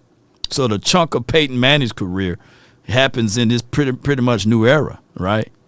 He started the new era. Can y'all imagine what these numbers would look like? Man, we throwing that ball to Noah Browns and damn Gallups and stuff like that. None of these boys was a Reggie Wayne and Marvin Harrison. Right? Dez is great, but he ain't Marvin Harrison, you know. And we got Dez on the back end with Dak Prescott. Yeah. Oh my gosh, boy. It is crazy how things go. But I appreciate everybody, man, for tuning in. And I'm not saying somebody will, hey, Long saying that he's better than Peyton Manning. Guess what? You know the craziest thing of it all is that Dak Prescott growing up, his mom, single parent mom, scraped up a few coins to put that quarterback into Peyton Manning's training camp that he will host, because he originally from Louisiana. They would drive and he'll go to those camps and he'll throw the ball around, you know. So with all of that being said, ladies and gentlemen, sometimes things spins its corner back right to you. But I would tell you guys that's watching, that's listening right now, the race is not to the swift, nor the battle to the mighty. It's to he that endures to the end. In the end of this journey, we want to continue to fight for those things that we see what is right. And the Cowboys got to continue to fight. Regardless of who the quarterback is, regardless of who the running back is or the wide receivers, we still held to a different degree. And that degree is we got to win. They don't take into context. Don't care if we had Mike McCarthy, who wasn't successful since 2010. It doesn't matter if we have a Jason Garrett. They still yell out excuses.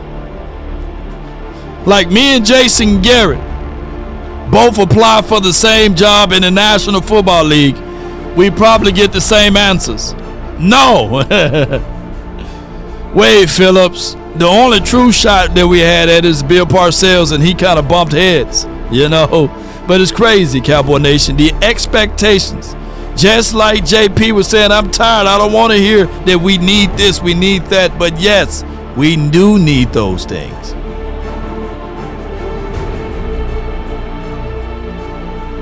Fish needs water. You can't take a fish and put him on land and say, hey, why you crying? What's your excuse, fish? Why you not swimming? Well, he's not in where he's supposed to be at. But it's crazy. 30 seasons, 30 years, 3 decades. That's a long time. But guess what? It could be 30 decades. And I'm still here, silver and blue. They talk about us bad because they want to be us. They mock us. They spit upon us because they still want what we got. And the craziest part of this stat line for your mind, it's been all of those years. How come they haven't caught up? The other teams, how come they haven't surpassed us? So the 30 years, the 30 season is just as much of a drought for them too, if that's the case in the scenario. But if you want a thing bad enough to go out there and fight for it, to work day and night for it, to give up your time, your peace, and your sleep, If all of your desires of it makes you quite mad that you don't get tired, and it makes you hold everything tawdry and cheap, if life itself seems empty and useless with it, and all that you scheme and dream is about it, if you'll gladly go out there and sweat forward, fret forward, or plan to lose all terror of your mind, if you would simply, just simply go after the thing you want with all of your capacity, strength, sagacity, with faith, hope, and confidence, and stern pertinacity. If neither cold or the poverty or the famish or fame or the sickness of body or brain can turn you away from the thing you want, if dogged and grim and besieged and beset with the help of Almighty, everyone that's listening, you will get it. Shout out to Lisa, man. I see you in the chat. It's good to see you. Hope all is well with you, and much love to you. Put blue hearts in the chat for Lisa. Put blue hearts in the chat for Lisa. I'm just hearing of news of Mark Holmes' situation. Put blue hearts in the chat for Mark Holmes. Reach out to him. Send him a message. Let him know that the nation cares. We all cares. Because when one is going through something, we all going through something. Yeah. The name of it is continue to move. Yeah. This world is cycling, but it's crazy. Yeah. But pray for everybody, man. We up out of here. One love. Until next time. DC for life. And remember, you're listening to nothing but the best. I wake up, flex, I'm down now. Check, no drip, this wet. Tell them run it up. No sleep, no rest. Might crash, might wreck. But first I stretch. Tell them run it up. I wake up, flex, thumb down now. Check, no drip, this wet. Tell them run it up. No sleep, no rest. Might crash, might wreck. But first I stretch. Tell them run it up. 9 out of 10 roll through my hands, I'm by my lonely. Turned to a savage, now my baby wants to hold me. I love my fans, don't need no friends, I got my homies. Thought I could trust you, I find out you tried to zone me. I'm number one up on that court, I'm Nick McGrady. The first one in, the last one out, can't call me lazy. Put in my hours, send the invoice and they pay me. I need 6 rings like MJ and Tom Brady. I wake up, flex, thumb down now. Check, no drip, this wet. Tell them run it up. No sleep, no rest. Might crash, might wreck. But first I stretch. Tell them run it up. I wake up, flex, thumb down now. Check, no drip, this wet. Tell them run it up. No sleep, no rest. Might crash, might wreck. But first I stretch. Tell them run it up. Y'all gon' make me take that trip way out to Europe. I call up Nigeria, come through in a hurry. Those London boys don't come to play, you should get worried. One false move, find yourself there getting buried. Dance with the devil, used to love playing those games. Made some bad decisions that brought my mama pain. I made a promise to her, swore that I would change. I'm on the come up, bet I live up to my name. I wake up, flex, thumb down now. Check, no drip, this wet. Tell them run it up. No sleep, no rest. Might crash, might wreck. But first I stretch. Tell them